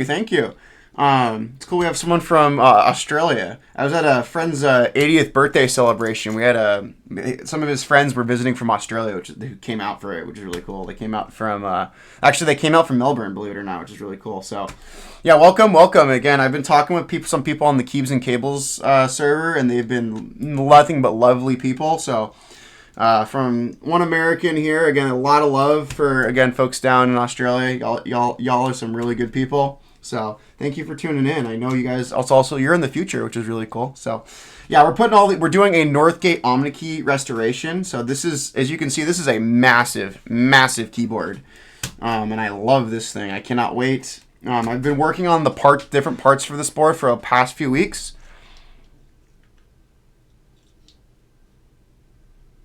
Nice. I really like, I definitely would love to do a Dell AT101W eventually. I know they're dirt cheap, but like there's other boards I want to restore. But definitely going to get an AT101W eventually. It's just a nice inexpensive unit to have on hand, which is nice. So, but yeah, it's a really cool board. So I'm loving this board, but like I want to get the top case just so I can see what it'll look like once that case is on. Like you can just kind of see. It is a big boy keyboard, and I love this. This is so cool. Cannot wait. Yeah, it's a really cool. Yeah. No worries. I'm just you're welcome to jump in the chat or whatnot. I love answering questions, but like I think it's been really cool, like talking with other people on other vintage Discord servers, like Careless's Discord. I know the Keys and Cables have a really nice vintage community, and over at Black Simon too. There's some people who are really interested, and there's some folks on Reddit too. So there are a lot of people who are probably way deeper into the vintage side stuff than me. Nice. Blue Cubes, you got lucky on your OmniKey, dude. Too, my black label, it had a little bit of surface rust, nothing too egregious, but like this one in particular, right around the number pad, it was rusted to all hell. It sucked. So, but once we got everything sanded down, most of that was just surface rust, and it came off. And these plates cleaned up really, really nice. So, so it's a slow process, but it'll be really nice getting these boards kind of restored and thinking how they're going. So it's a really, really nice board. And again, we're using a metric crapload of switches on this board today. So it's kind of crazy seeing how many we're using. I think we might use this whole batch of switches, which is just kind of crazy to me. So, but we're putting them all in, folks. We're just going to put them all in, solder them all in. And then if there's any faulty switch plates, we'll try and fix them, and then we'll see if they don't get fixed, then we'll desolder them, but should be pretty good. These whites I've had a really good success rate with these pine whites, so That's one thing that's really nice about these. There we go. Got one more row, but you can just see there's a metric truckload of switches on this one. It's crazy. So, but yeah, I love these OmniKeys, and I definitely want to collect. I think I'm probably going to try and collect most of the main OmniKey models that are made by Northgate and branded by them. Dude, it's something crazy. In this little bin I had like 150 switches. So we're going to use most of them, which is pretty cool. And that's part of the reason I really wanted this one, because I knew this one, I think the OmniKeys had the most keys. So the OmniKey Ultra is what I was really looking for after I got the black label. And then I picked up the Ultra T2 because it was just so freaking cheap. So there we go. We got 100. Look at all those dang switches. That is crazy to me. So this is a dope keyboard. I love this. This is so cool. So that is friggin' awesome. Let me just look. Oh my god, this thing is like a tank now. This thing's heavy. 100% of my collection is displayed.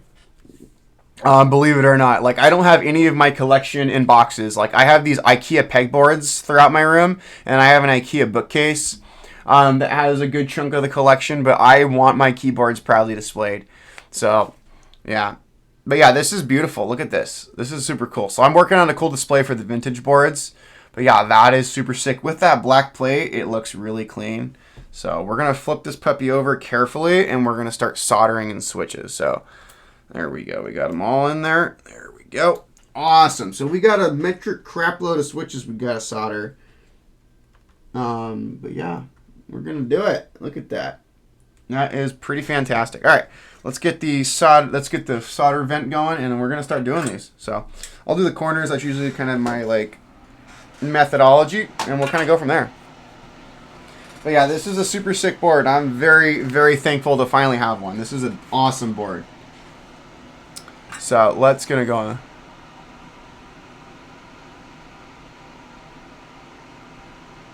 Oh, nice. Yeah, I'll definitely probably. So that's Blue Keeps. Can you maybe, if there's like a wiki page about that, or like a picture of what that particular black CVT OmniKey, if you could send that to me on Discord.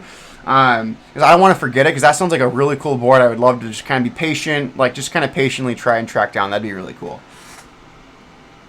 All right, let's start soldering these puppies in. So we got a metric truckload of switches we got to solder on this board. So there are a lot we got to do. So this is a very, very large board.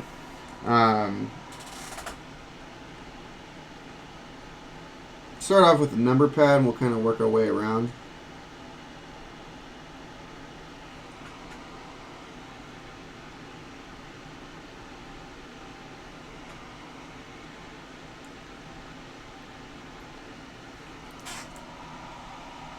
It's looking good.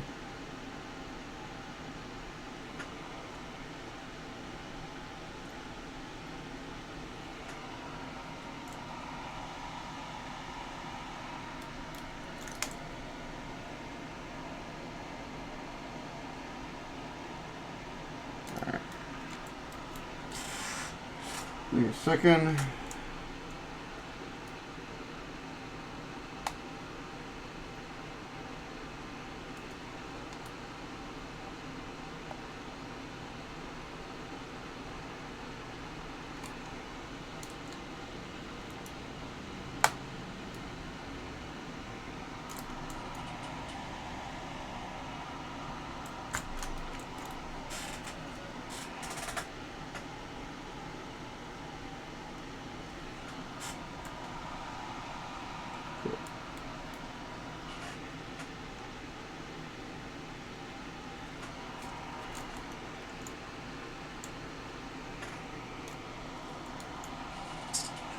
Looking good.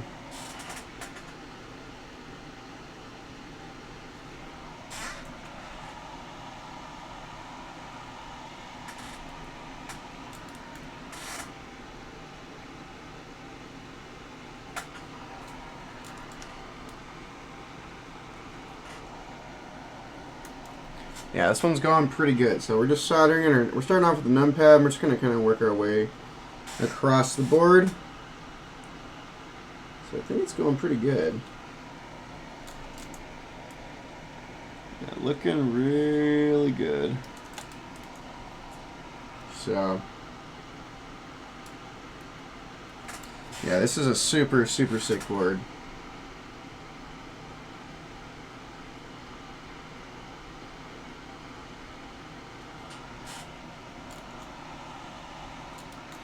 All right.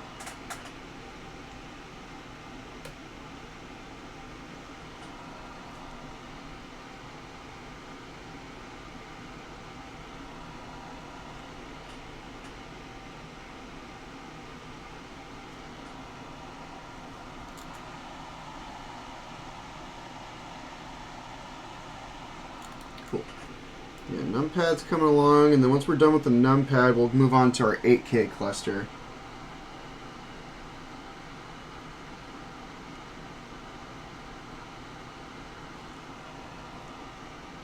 Got a metric truckload of switches we gotta do.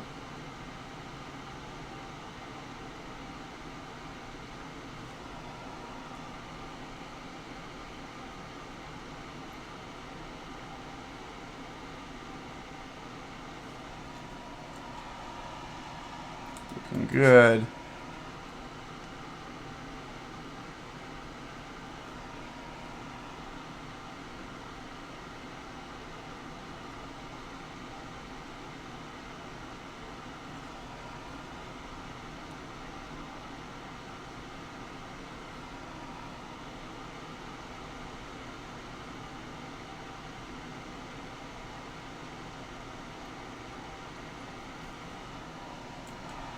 Cool.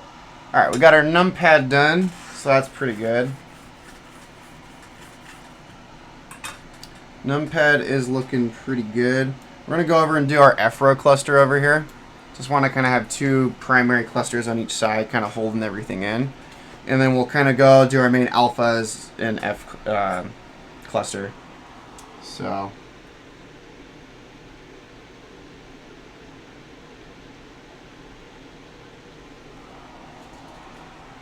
second, just push that in.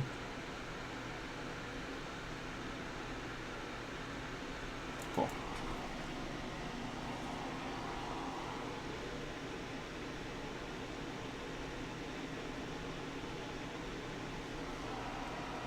Good times. So they're all properly seated. Pretty good. Looking good.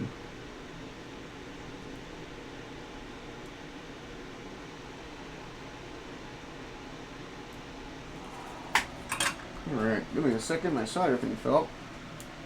Yep. Running out of solder. There we go. Cool. Making sure everything is looking good. Keep it going.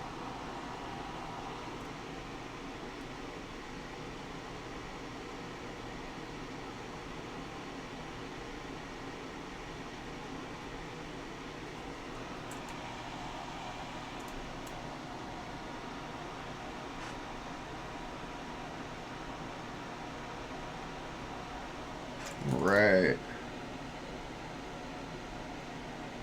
Good.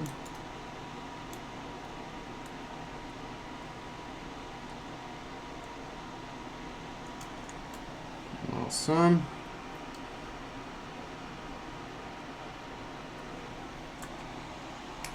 Looking good. So, just working our way through our F column over here.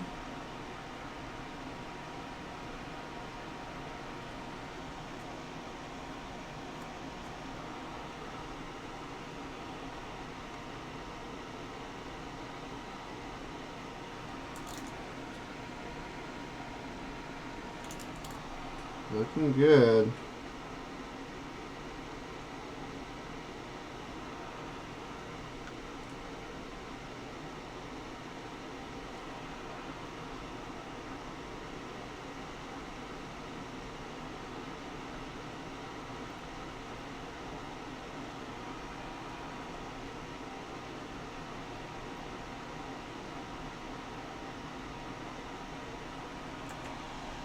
Good, looking good. Almost done with this F row.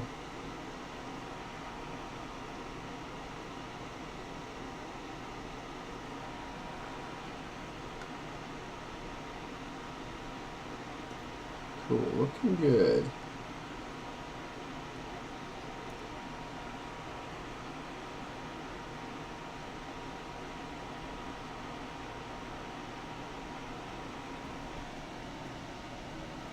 Cool. Alright, we got our F row in there, which is pretty good. We'll move on to our 8K cluster now. And then, yeah, it's coming along, folks. Let's move our little vent over here. Let's get it going.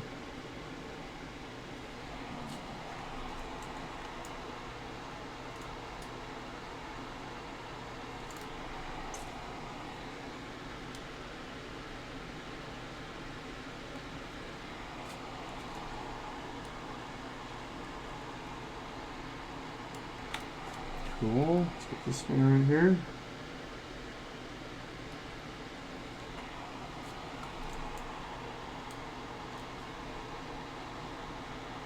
Awesome.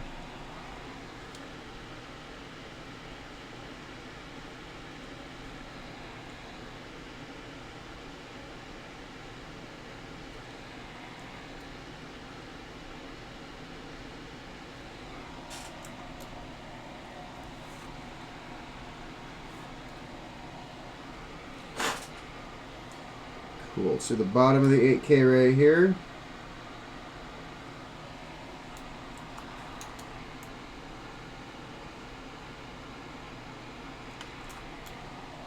It's coming along.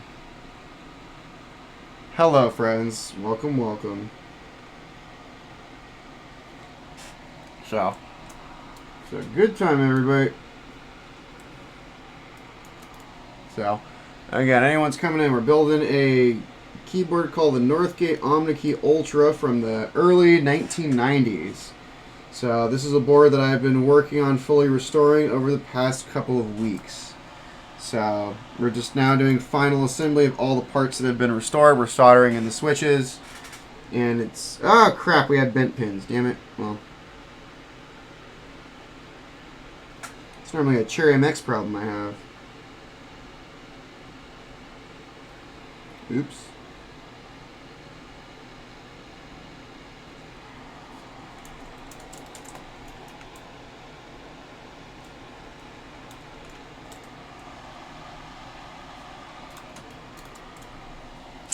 There's a bent pin right there. Look at that one.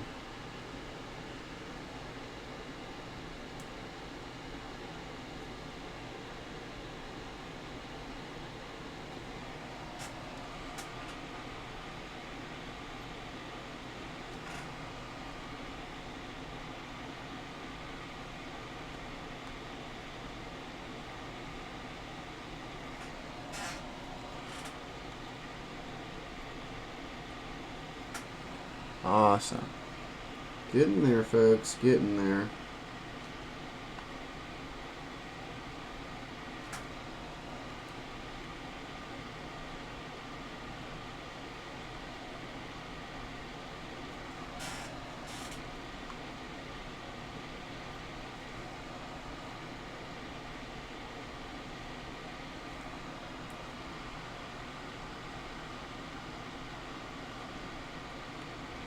Almost done with the 8K cluster.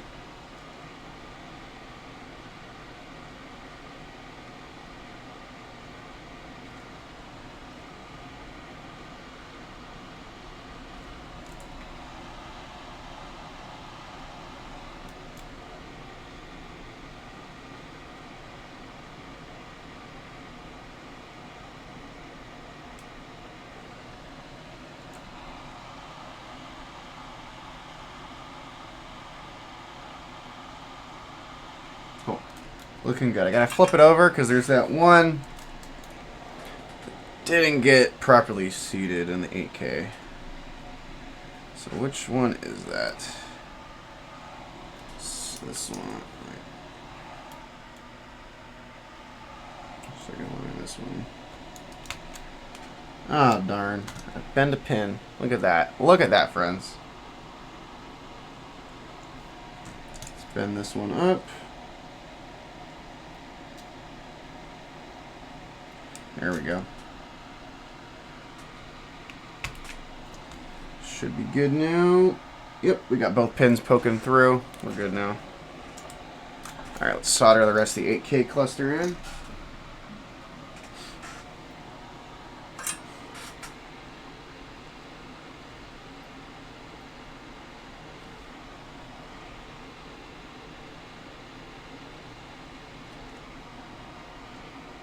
Alright, got our 8K cluster in, and we're going to do our F row, and then we'll do our main alpha cluster, and then we should be done soldering, which is pretty good.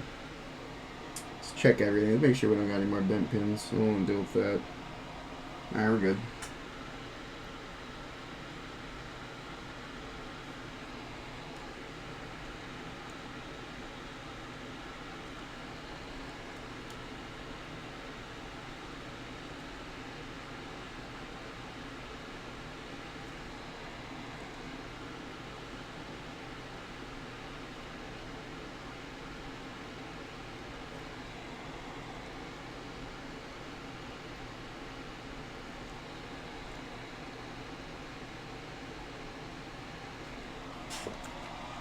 Looking good so far.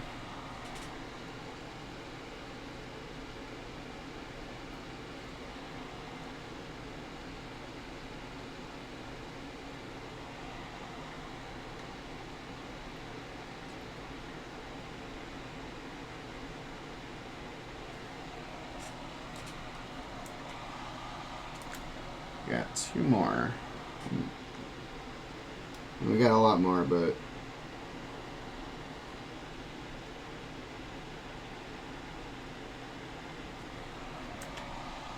cool. Alright, let me just swap solder because ran out on that one. We got the big chunky solder. So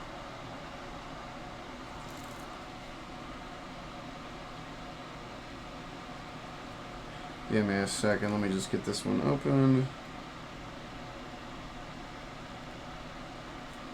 There we go.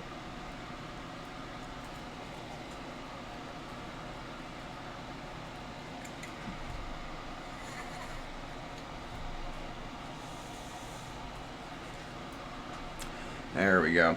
Alright, let's get back to it. I'm going to clean off my solder tip really quick.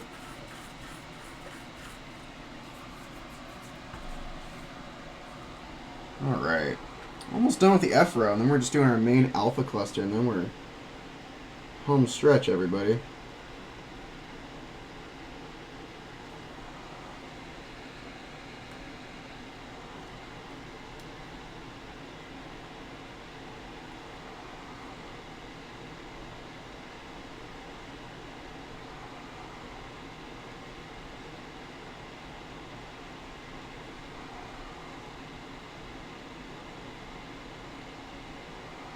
We're getting there, everybody.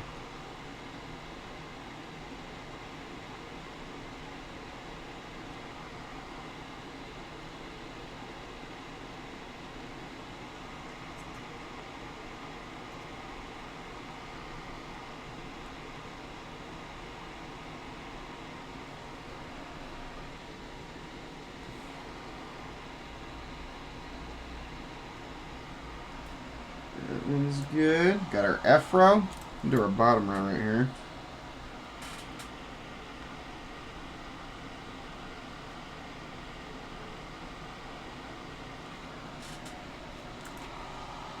Coming along, everybody.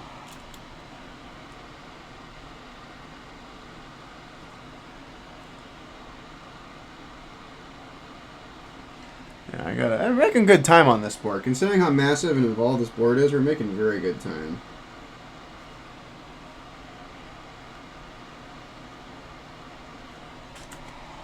Making excellent time today. I don't want to jinx it, but this has been a pretty painless build so far.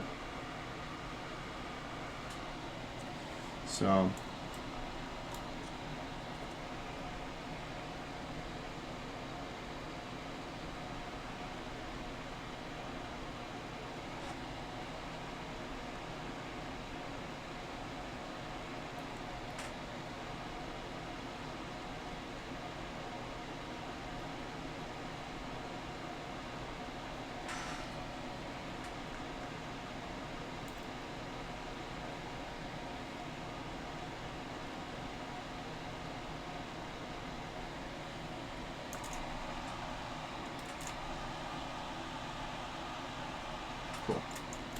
Coming along.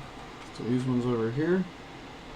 And all we gotta do is our main alpha cluster.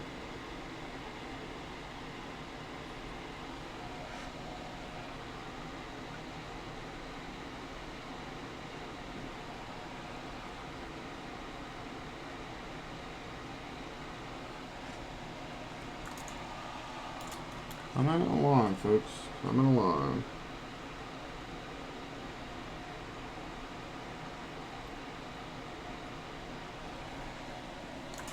Cool. Alright, we're just doing our main alphas, and then we're chilling.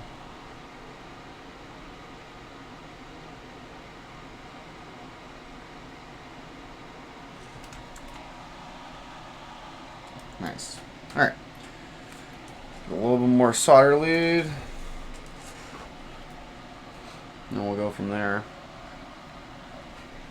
So, come along, folks. Coming along. We're on the last portion of soldering. So, there's like 140 something switches in this board. So it's definitely a big boy board.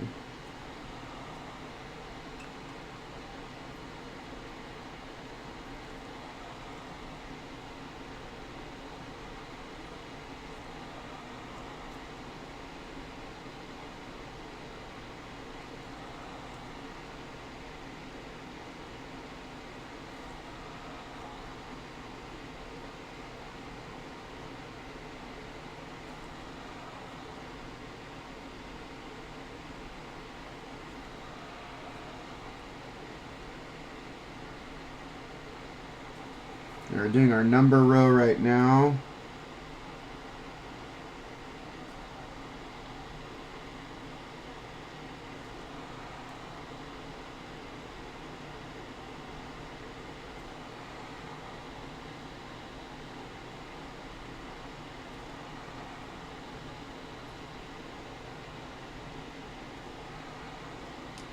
Coming along, folks, coming along.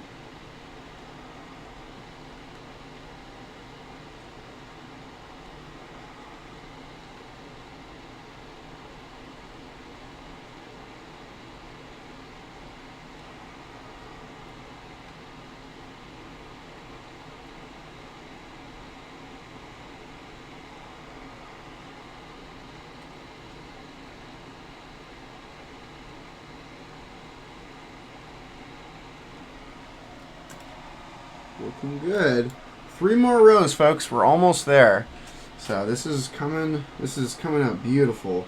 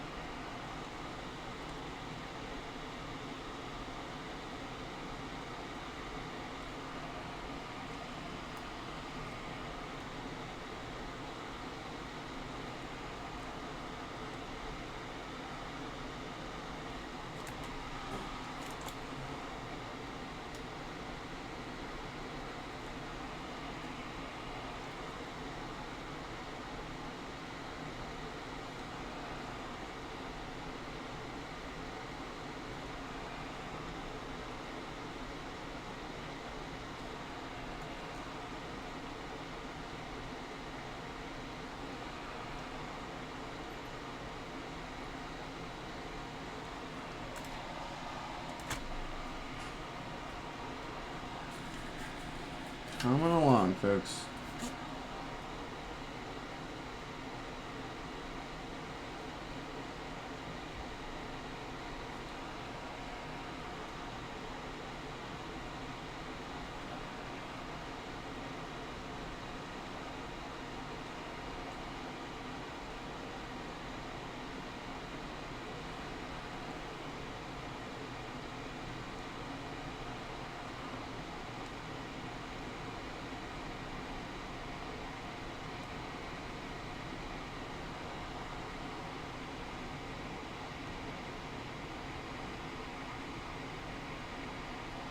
All right, cool. Looking good, folks. We got 2 more rows, and then I think we are hopefully done with soldering. We'll test all the switches. If that's all good, we'll do final assembly.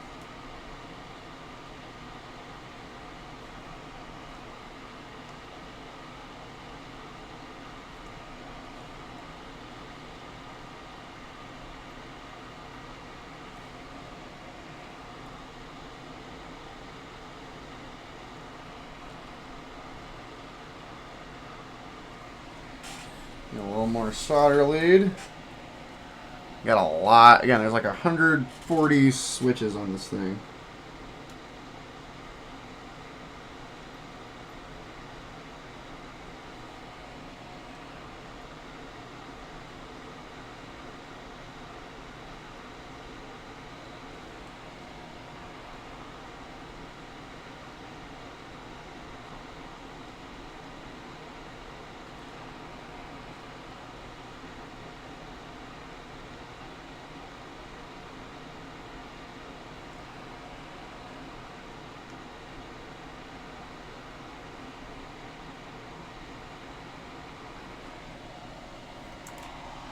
Looking good. 1 more row, folks.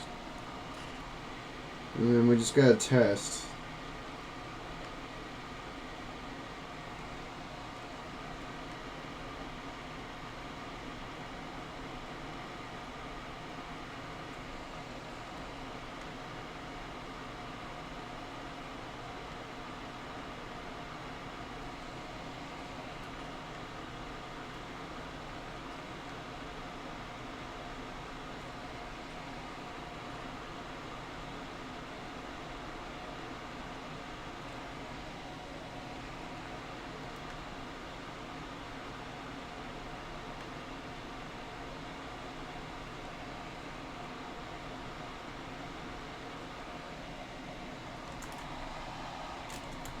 Alright, 4 more switches, everybody.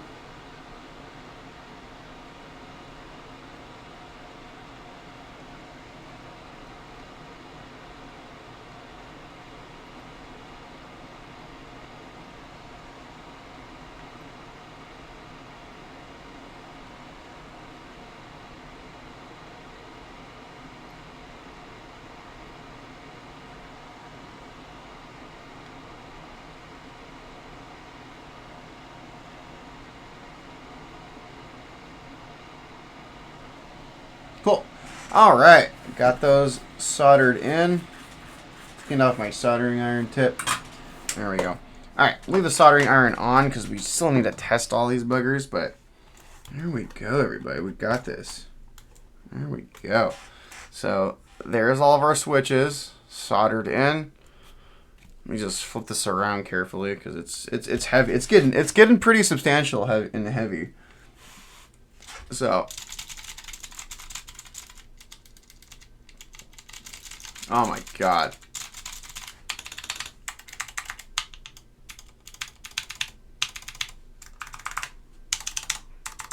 That is so sick. Yeah, that is awesome. Look at that. That's cool. So let's get the daughter board. Let's get my little thing out. So we'll get our daughter board, we'll get our cable hooked up.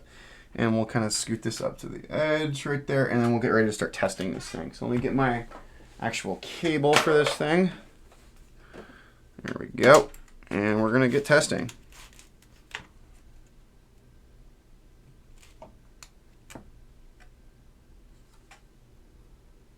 Cool. All right, let's plug that in. Actually, we'll do that last. Let's get this puppy plugged in.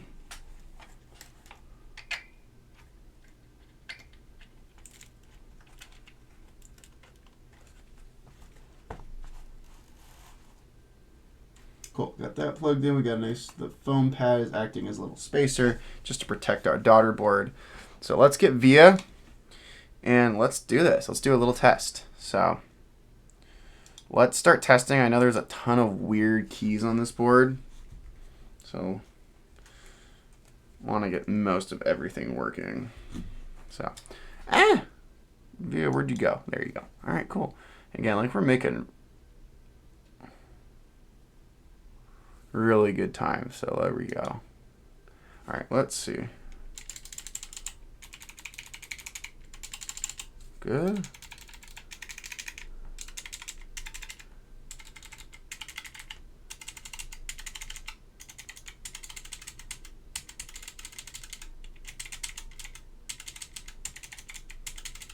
Okay, that F10's being weird, so we're gonna unplug that.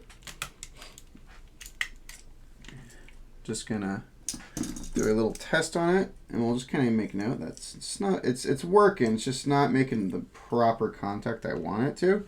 So we're just gonna compress the switch plate, and that should do the trick. So.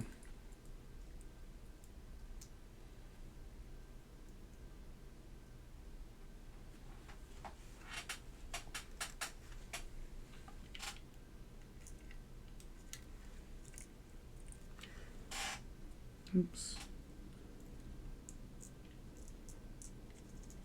All right, give me a second. We gotta get this switch reassembled here.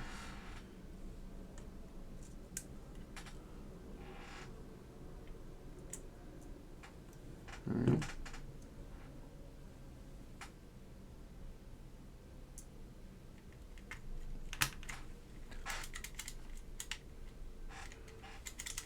Okay, that works fine. All right, I'm gonna disconnect this really quick because I gotta get this switch properly attached. All right, give me a second.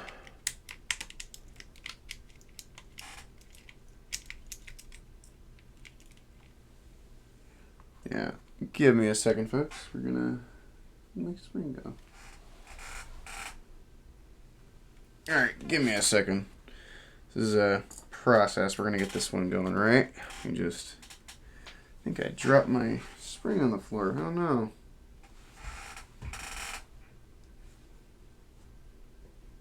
I'll tell you, I've met your crap load of these things. All right, give me a second. Let me pull one out of the graveyard. So I have a graveyard of switches. There we go. Just have a graveyard of switches you can pull parts from. So it's all good. There we go.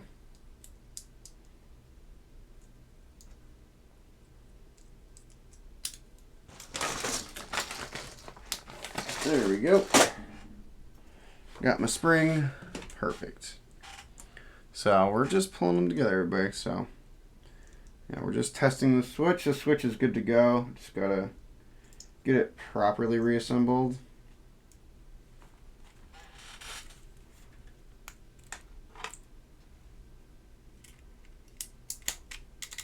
There we go.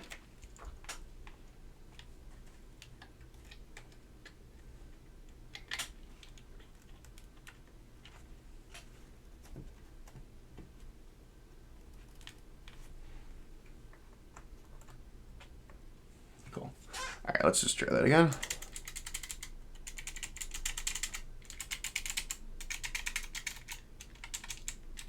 It's gonna take time to test these, but we're coming along pretty good. What's up, Eisenheim?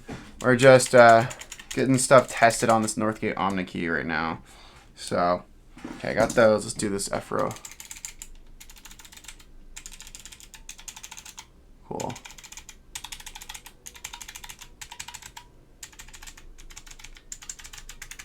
Cool. That works. Caps lock is good. Tilt is good. Control's fine.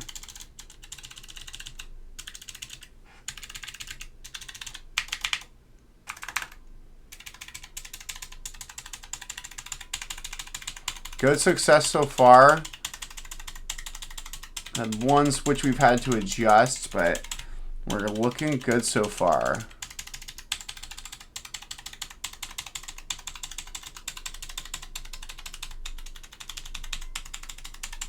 So far, so good.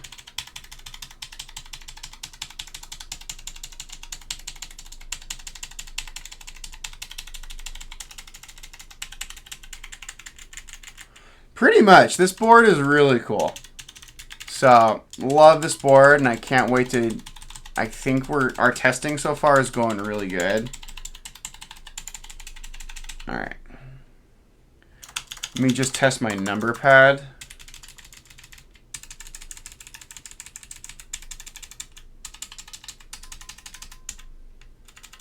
Numlock works.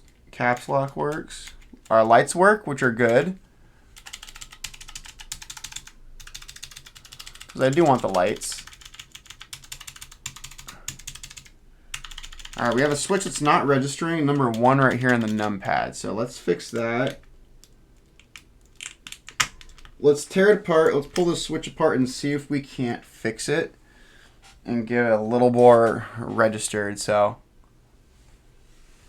this is a super cool build. I'm super hyped for this build. And again, yeah, it's this is definitely a throwback to computers of old. So, all right, we're gonna disconnect this board really quick so I can get that switch reassembled. The only way I really know how to do switches properly assembled is putting them upside down. Cool.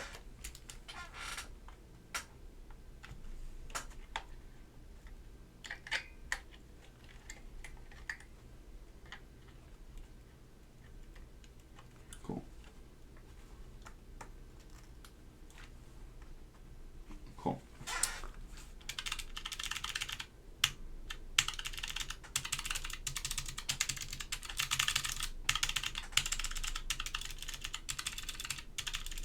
Cool. One works. Insert works. Delete works. End works. Down arrow. Okay, I gotta look at these. I gotta pull up my picture of this keyboard because it's this is a very unusual layout. So give me a second. Let me find my picture of this. There it is. All right. Yeah, this 8K cluster is kind of weird. So,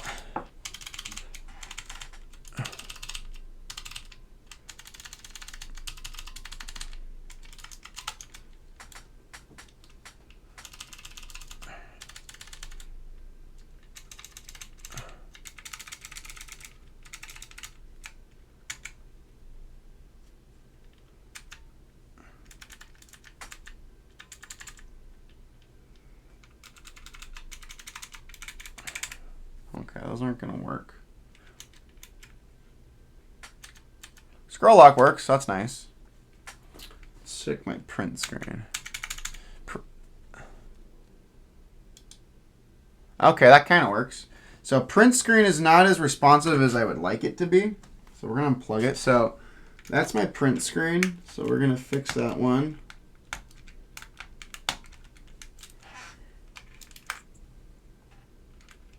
I'm just going to compress the switch plate. Sometimes stuff's a little bit loose. That's been pretty successful so far. All right, let's disconnect this.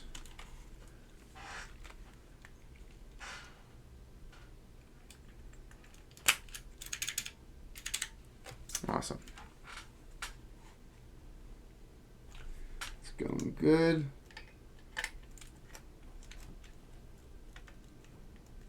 Awesome.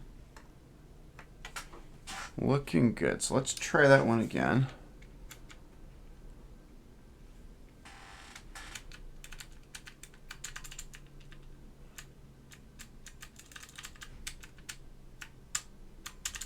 Pause is being weird too. All right, so we may have to desolder some switches. That's fine.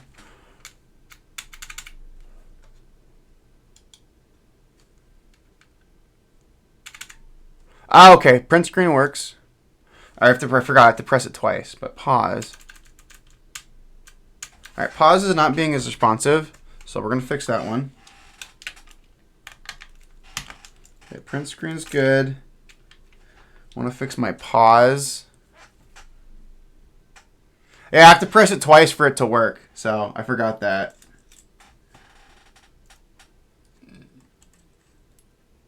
Okay, print screen's good.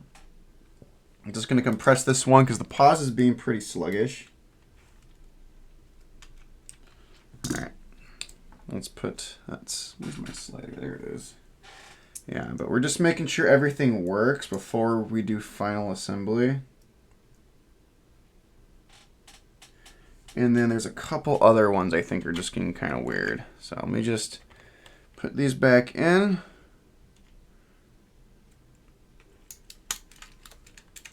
Perfect.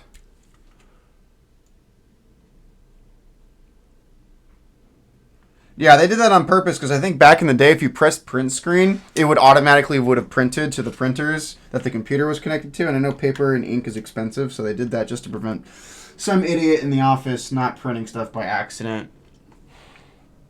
Hi, King's Endorphin. Hello, friends. Hi.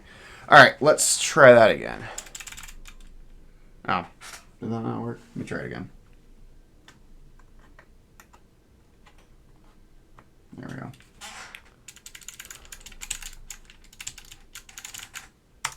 What the frick? Hold up. Why is that not working?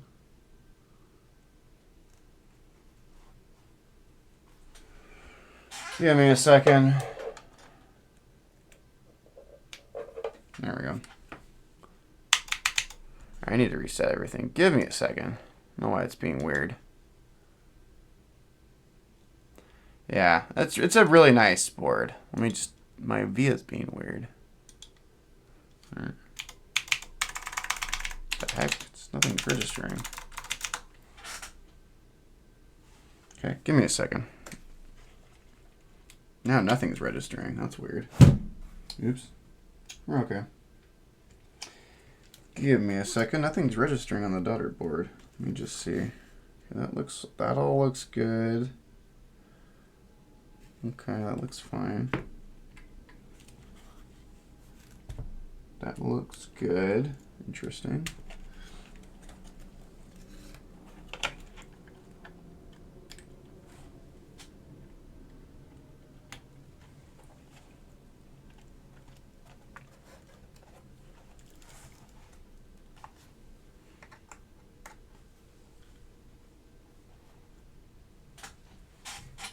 All right, let's try this again. What the heck?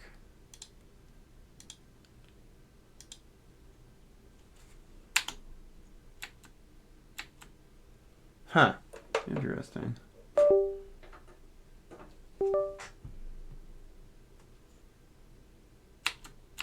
All right, everything's working now.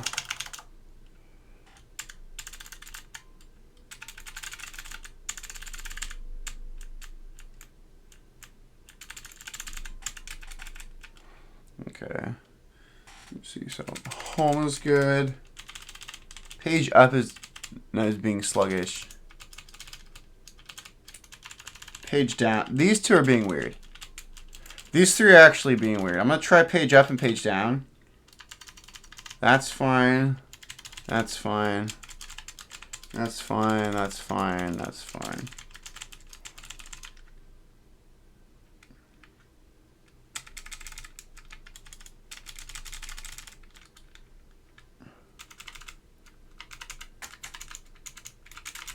All right, cool. So my pause, my page up, and my page down are being weird. So we're gonna plug everything. I'm gonna move our daughter board, just put it in a safe place while we get these two switches disassembled. So this is just kind of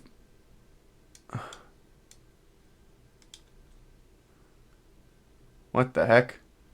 Hi friends, can you hear me? Cause yeah, my face cam froze. Oops, what the heck happened? Let me click my face cam. Give me a second. That's really weird. So, selfie cam. Let's unlock it.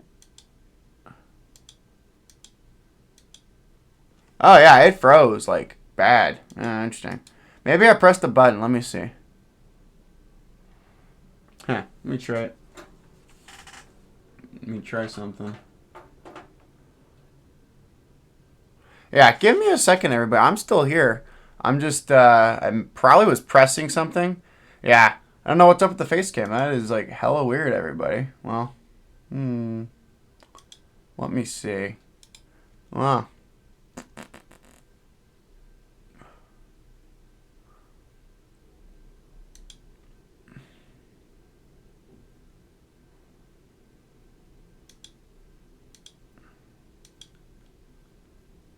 Oops. Wow. Yeah, I don't know. That's weird. Yeah, that's super weird. Well, I guess we're just going to work the rest of the stream without my face cam. I'm sorry, everybody.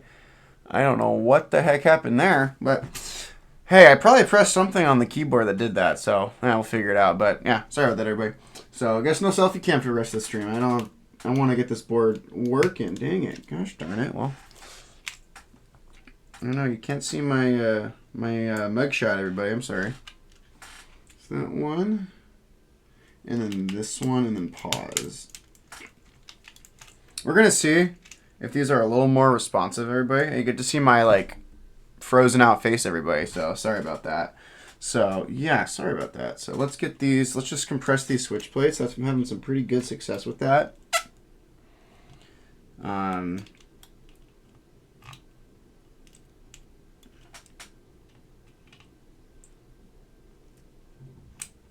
Okay. So let's do that. I'm bummed my face cam. I know, it's crazy. Cool. That's been going good.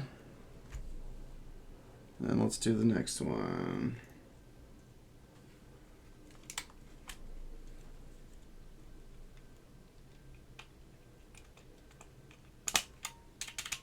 Cool. Alright. Yeah, I'm bummed about my face cam, guys. Sorry about that. I'll definitely fix that for next stream. I probably pressed one of these buttons. Again, this 8K cluster is kind of weird with how it works. There's a lot of different functions on it that are like really weird, so. But yeah, we're going to get this board built because this is a super sick build. Alright, we got that plugged in. Okay, let's see. Alright, let's go into my VIA really quick and let's just make sure everything's working.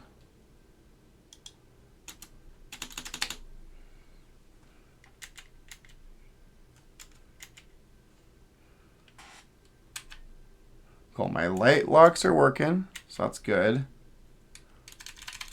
Page down is good. Page up, I'm gonna have to swap. That's no good. Pause is being weird too. So we're gonna swap out these two right here. So we're gonna get the desolder gun out and we're gonna desolder. So and then we'll solder in some new replacement switches. Those are just not being as responsive as I would like them to be. So let me move all this stuff out of the way. Let's get the desolder gun going and we'll get out a couple fresh switches for this. And we'll get going. So yeah, sorry about the again, no face cam, everybody. I'm very sorry about that. You don't get to see my beautiful mugshot up there. So let's get the desolder gun going, and we'll get it going. All right, so let's move this. Let's get her plugged in. All right, we're getting her plugged in. Let's make sure I got a filter on this damn thing. I need a filter. Let's fire this up. Yeah, we're good with temperature. All right.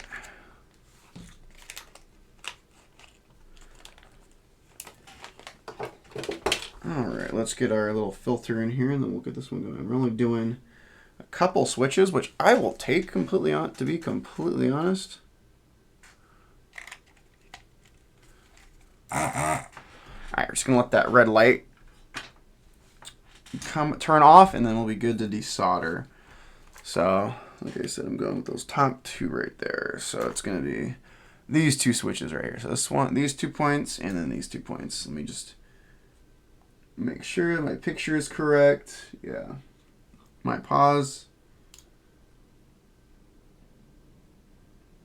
Right. Oh darn it. Right. Yeah, those two.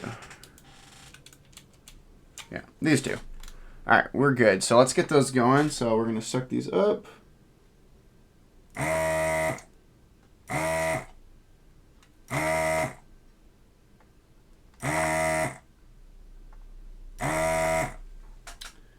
Perfect. Clean to solder. So pull these puppies out.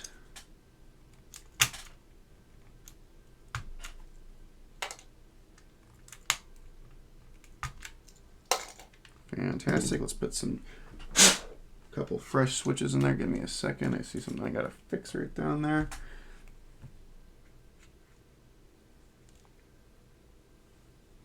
Cool. All right, let's get these two clean switches in, and then we'll test those, and I think we'll be good to go, hopefully. So it is a process testing everything and making sure everything is good. Like I said, I'm very sorry about my facial cam. So let's get those two buggers in there. All right, let's just solder these two little guys in and we'll get going. Get to see my beautiful mugshot up there, everybody. Look at that. Cool.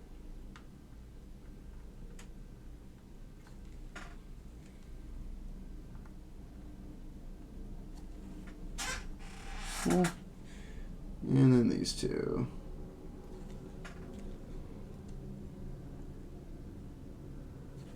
Cool. And if we're having two switches that are kind of bad, that's fine with me. I've had a much higher failure rate in the past. So, especially with other switch types. So that's pretty good. So, going good. Let's get my daughter board over here. Let's move these switches out of the way. Those are no bueno. Let's push this up to the edge. Let's get our daughter board connected.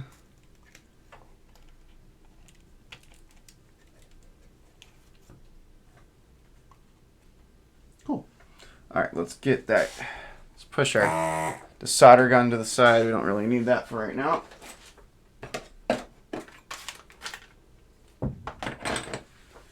All right, let's get our cables for testing. Hopefully that be the end of our soldering journey here. All right, so, oh my God, look, everyone who's on here, again, those of you who maybe have tuned in, sorry my camera for some reason crapped out for my face cam. So, sorry about that. So we just have the top-down camera for the remaining portion of this stream, unfortunately. So, sorry about that, folks. Little technical issue right there. So, we're just waiting for my key tester to open up. Here we go. Awesome. We're just testing the 8K cluster right now. So that should be in. Page down is good. Page up is good. Home. Pause is good. Scroll lock. And then the print screen is good. So then bottom arrow, up arrow, side arrow, this arrow, and then that. Perfect. All right, everything works on this board. So we are ready for final assembly. So I'm going to disconnect the daughter board and put our main PCB assembly to the side for right now because we got to do some stuff to the main case. So there we go. I'll move our daughter board out of the way. Let's unplug that. Move all those cables out of the way. Turn off the soldering iron. We're done with that. Here we go. So let me just move that out of the way. All right, cool. So, all right, everybody. So what we're going to do now is we're going to start putting things onto our bottom case. This is kind of an exciting part. So I'm going to take off my ribbon cable here for right now. And we're going to actually, well, the first thing we're going to do is we're going to mount our daughter board into the bottom of our case. That's going to be kind of our first step right here. So this bottom case has been thoroughly cleaned out. So we're good to go there. So let me grab my hardware, my other parts and my hardware stuff. And we'll kind of go from there in terms of what we need to get. So I need to sort all these screws out. So not those. We have a total of 6 screws right here. So it's not these ones. Should be these. All right. I also have my other feet here too. So we have these case feet that are going to go on the bottom. So, all right, let's start screwing this puppy in. So we'll get these screws out. These are going to be our bottom daughter board. So we're going to start assembling the case. So we're doing final assembly here, folks. So this is kind of the exciting part where it really starts coming together. So let me get this daughter board kind of screwed in. But it's really kind of cool how this board goes together. So overall, I think I'm really happy with this board. I'm very happy to add this to my vintage collection. So I'm going to be taking this board to a keyboard meetup on November 15th. So Keyblife, they're doing a mini meet in Anaheim, California at a brewery. And I'm only taking a couple of boards to the mini meet, and this is going to be one of those boards that I'm going to be taking out. So I'm really kind of excited to showcase this board and really let people kind of see a really, really cool vintage keyboard. So there we go. Got something down here I want to wipe off. Yeah. There we go. Awesome. So we got that. So that's good. So now what we're going to do is we're going to put on our case feet. So these case feet go on the bottom of the keyboard, and they're really, really cool. So we're just going to get these holes lined up, and then we'll get these really cool little case feet inserted. So I got to figure out which ones we're going with. Those should be the top cases. So these are going to be our case feet screws. So there we go. Put those to the side, and we'll screw these into our little case feet. So we have these two adjustable case feet here.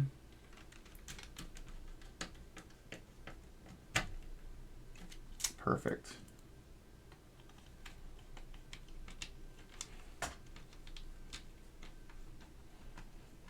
Cool, we got one, and we got our second case foot. So that's really cool.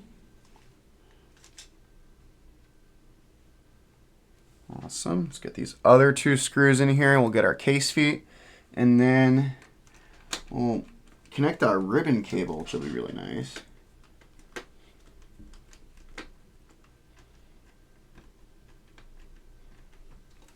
So everything on this board has been thoroughly cleaned and thoroughly restored. So there we go. So there's that. So there's our bottom case assembly. So you can see there's our little feet right there. So what's cool about these feet are there's these little cable channels right here for the cable, and then our feet kind of swing out like that. So that's really nice. So really, really good. So that's part of a really nice little aesthetic thing we're going to put in. So now let's get our ribbon cable. So our ribbon cable is going to go like this. And there we go. So then let's get our actual PCB assembly. And then we'll get this ready to mount in the case.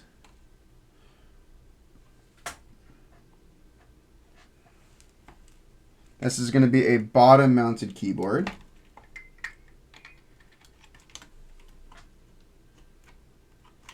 There's that.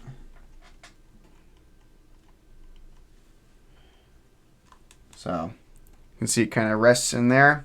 And then when we are ready, we'll place that top case right there. It's going to look sick.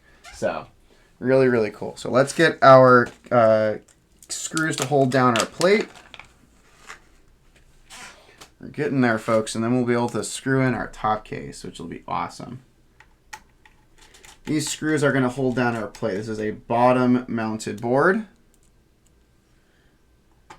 But this board has some weight and heft to it. It is a chunky boy.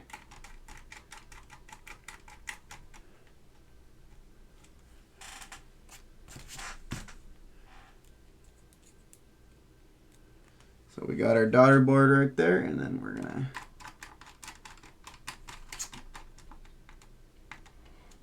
there we go. Look at, oh my god, that has some weight to it, folks. But look at that. So we got it bottom mounted, which is looking really good. So beautiful. So let's get it going. So now let's put this top case on there. Let's line everything up. And then let's flip her around, and then we'll do it the final touch, which will be our keycaps. Just kind of get everything aligned in here on the bottom case. There we go. And then we'll get our bottom case screws. Yeah, hi Unreal. Hey Unreal. Yeah, we had an issue. My face cam is all frozen and messed up, and I don't have I just don't feel like fixing it right now. It's kind of a pain in the butt, so we're just kind of winging it and kind of going with it. But for future streams, but we're doing a Northgate OmniKey Unreal, so welcome, my man. So thank you so much for like tuning in. This is a good one. So yeah, dude, this is a sick keyboard, Unreal. I mean, Unreal, I know I would love to do an Alps build for you eventually, my man, but What's cool about this board is it's just massive. It's like you'll get to see it properly once we get everything in there and we just finish getting all these case screws in. Like this keyboard is absolutely insane. Like it's awesome. There's like 140 keys on this thing. I feel you, man. Trust me. I feel the struggle. It's okay, man. I mean, I got this board for like $150, which is really nice. Like I got this for a steal. So as long as you're patient, you can find these boards. So last case screw, and then we have this puppy in pretty much fully assembled, which is nice. All right, cool. All right, we are fully assembled, folks. I mean, we'll put our keycaps on in a second, but we are fully assembled. Oh my God, this thing weighs a metric truckload. Oh my God, that's awesome. Let me move my mat. And then I'll just kind of play around with it. So let me just put some of these tools. Let me put some of these tools away really quick, folks, just so we have a little more desk space because this board is massive and I want to kind of properly showcase it. So give me a second, folks. We're just going to put some of these tools away, and there we go. Cool. Let's give this a good little wipe down really quick, just since we've been handling this board like crazy. But yeah, look at this. Oh my God, this thing is massive, everybody. That is it. That is a keyboard. That is a freaking keyboard right there, everybody. Look at that. So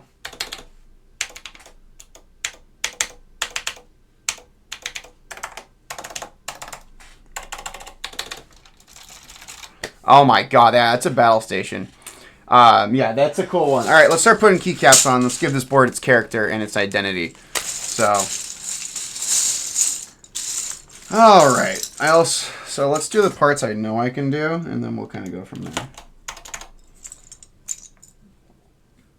Yeah, this is a beauty for sure. And then I got these other keycaps we're swapping in. I have this keyboard set to have control and caps lock be in the correct orientation because I'm a creature of habit.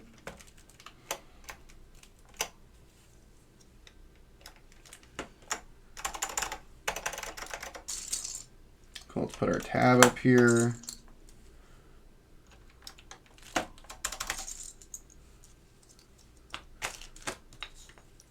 put our alt. Caps lock goes over there. Sweet. Yeah, this is looking pretty good. Oh, dude, it's 2 F-rows, which is just so amazing. Like, this is just so sick. I gotta pull up my picture of this one because I want to just, the way this layout is working is really weird. So I'm not used to this, especially with like the double F rows and whatnot. So where does F6 go? So F6 goes right here, and then that's F7. So it's really, really interesting how this board is laid out. But I love it, and I love my piss yellow keycaps and top case, so it's going good. Yeah, we have 2 F rows because I have an F row for your F row on this board, which is like super, super amazing. So, okay, where does that home go? Home is right there, and we have an 8K cluster too, which is so sick. So,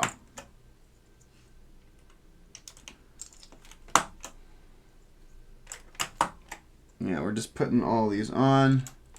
Again, these keycaps were properly cleaned up. 4, 5, 6, 7. Yeah, these keycaps I properly deep cleaned, so they're good. Again, I'm not retrobrighting them because I'm not a fan of retrobrighting. Oh.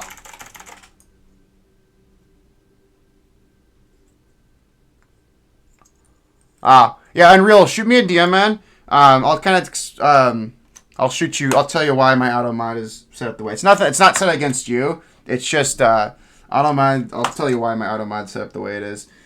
I'll tell you via DM, my man. So there we go. We got our F8. So where does our F2 go? Right there. Awesome. Where does my page up go? Because this 8K cluster is like kind of trippy. Just figuring out where all these go. It's always fun.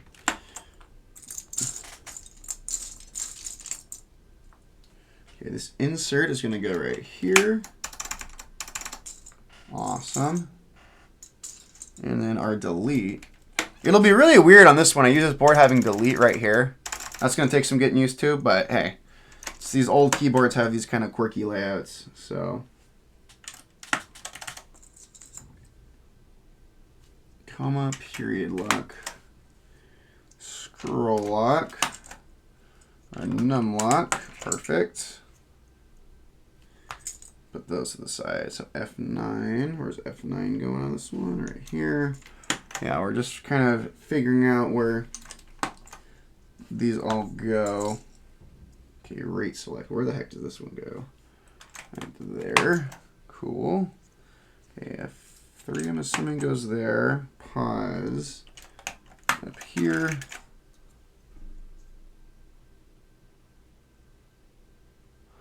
Hey, dude, I don't retrobrate. I'll kind of go through my methodology. My justification why I don't retrobrate personally. You can kind of tell me if I'm wrong or not, but this is just kind of my methodology. I see like yellowing of like plastic to be kind of like the patina of these older boards. So that and I like that character in the patina that it has. Also, retrobriting damages the plastic because when you retrobrite something, it's not permanent. It's not a permanent solution. So it'll re-yellow even quicker than it did originally. Like the yellowing took decades to occur, whereas if you retrobrite something, it'll re-yellow in a matter of months. So like for me, I just don't want to retrobrite. I like the yellowing. I think it's part of the vibe and the aesthetic of the keyboard. I personally really, really like it. So like for me, yeah. So I think I really enjoy it. And again, it's also personal preference. I also do client commissions, and I'm doing a client commission restoration right now. And the client explicitly said they did not want me to retrobrite their board. So like if I were to do like a client commissioned restoration, and a client said like, hey, I want you to retrobrite my board, I'm not gonna say no. I'm gonna do that because it's their money and it's their keyboard. I'm gonna do what they want. But like for my personal keyboards that are gonna go in my personal collection, like this board right here is for my personal collection. I just don't want to retrobrite. And again, like I still like scrub the plastic. I soak the keycaps in like hot soapy water. Like I get all the dust, dirt, and grime. Yeah, so that's just something that I kind of just do. I just personally don't do it. And I'm honestly like I'm perfectly happy with the just piss yellow. I love it. I think it's such a cool aesthetic and look for the board. So yeah, I really enjoy it. So yeah, this board came out gorgeous so far. So yeah, we're just putting on our other keycaps.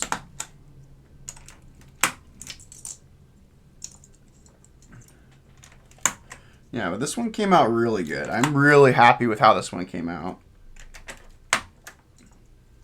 So, all right. Omni goes in the middle. Perfect. We're getting close, everybody, to kind of seeing the final result of this keyboard. And then again, folks, I'm sorry about my facial cam. Again, we'll have that fit. We're streaming tomorrow. We're streaming the Matrix Labs NOS tomorrow. So hopefully that's fixed by tomorrow. We'll get that sorted away and I'll kind of troubleshoot and figure out what the heck is causing that. So, but yeah, we have the top-down camera, which is the one that matters. You get to see the actual keyboard work instead of seeing my mugshot. So, it's going good.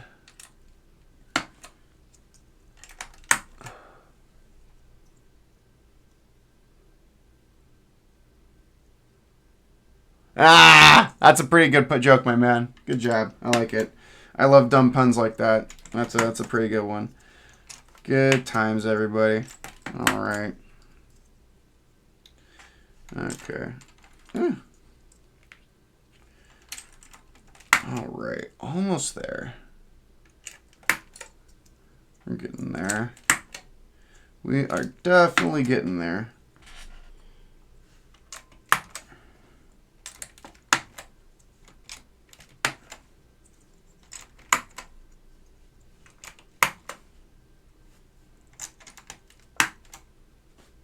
All right, let's figure out how these are oriented, and then we'll kind of go from there. Okay, I know these are right there.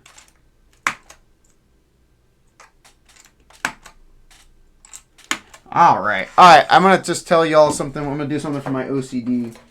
I put on the replacement keycaps for caps lock and control. My OCD, I hate it.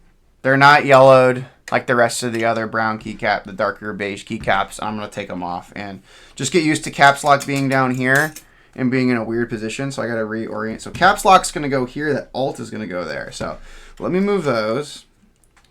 It's just an OCD thing. I just want the color correct. This is super stupid. And I'll change the setting on the dim switches to get that to be correct. So caps lock's going to go right there. And then my alt's going to go right there. And then control will be up here.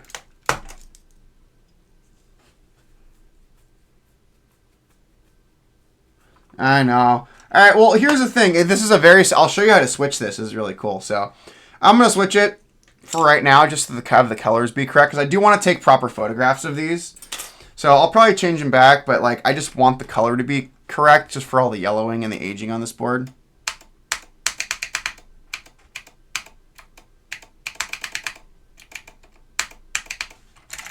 All right, so there's a dim switch right here. There's dim switches, so we're gonna swap that dim switch to make sure that put that back in the correct orientation. I love aesthetics. There we go. All right, now everything will work. Cool. All right, we're done. All right, everybody. Look at, oh my God, this thing weighs a ton for what it is. Holy crap. That is a tank. Like this thing is a tank, everybody. That is amazing. Holy cow. Yeah, I found the manual online for this board, and within the manual, it's crazy. This board is absolutely insane. I love it so much. Like this is so cool. This is awesome. This is like legitimately amazing. So let me do a little bit of a sound test, and then I want to do one final test before we get on out of here.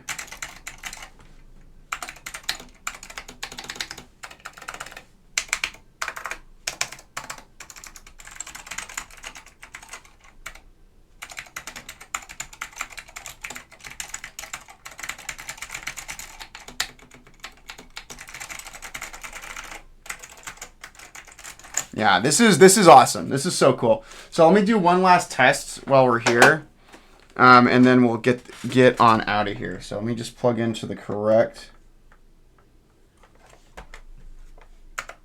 Cool. Yeah, we're plugged into the correct thing.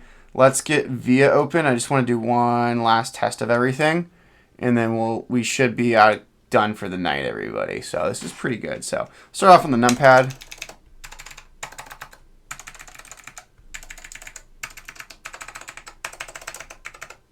Num block light works, perfect.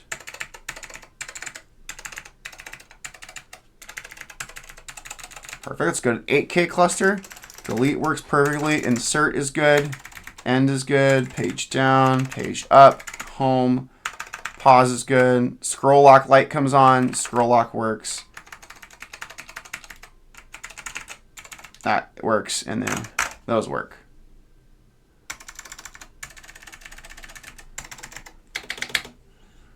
Caps lock is down here. Tilde, alt is right there. Shift, control, tab, escape.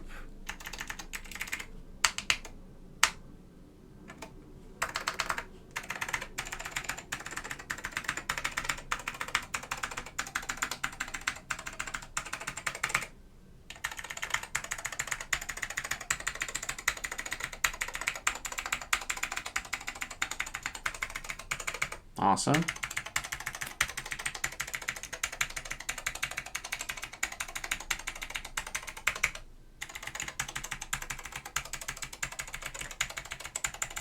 Almost there. Let's do the F row, F11, F12.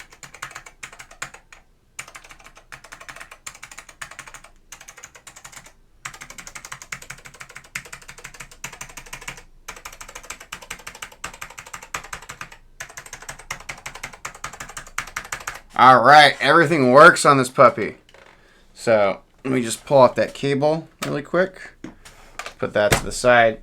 And yeah, we're good, everybody. Holy cow, that came out amazing. I am very happy, very satisfying. So yeah, different. It's amazing, amazing, amazing, amazing. So, folks, so there we go. That is the Northgate OmniKey Ultra. This is one of my personal.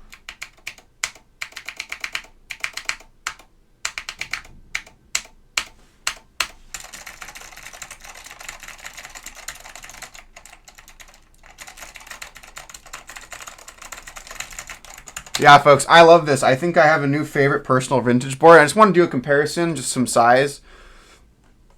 Like, this is my Apple extended keyboard, and I thought that was big. Like, this thing is gigantic, and this thing weighs like double what my AEK weighs. So, like, that just puts it, like, this thing is ridiculously huge. Like, it is. This is a true terminal, like, battle station. For right now, I mean, I will get a terminal. I have a terminal keyboard we will be working in, but yeah. This is really cool. This is from the 1990s, and it's awesome. So, folks, I'm going to get on out of here. I'm going to upload the VOD up onto YouTube, and we'll be on stream tomorrow with another cool board I got in today, which is going to be the Matrix Labs NOS. I'm not going to open it till we're on stream tomorrow, folks. So, again, have a great evening. Again, thank you to everyone who tuned in at different points throughout the evening. Again, it's always a pleasure, everybody. Have a wonderful and safe evening, everybody.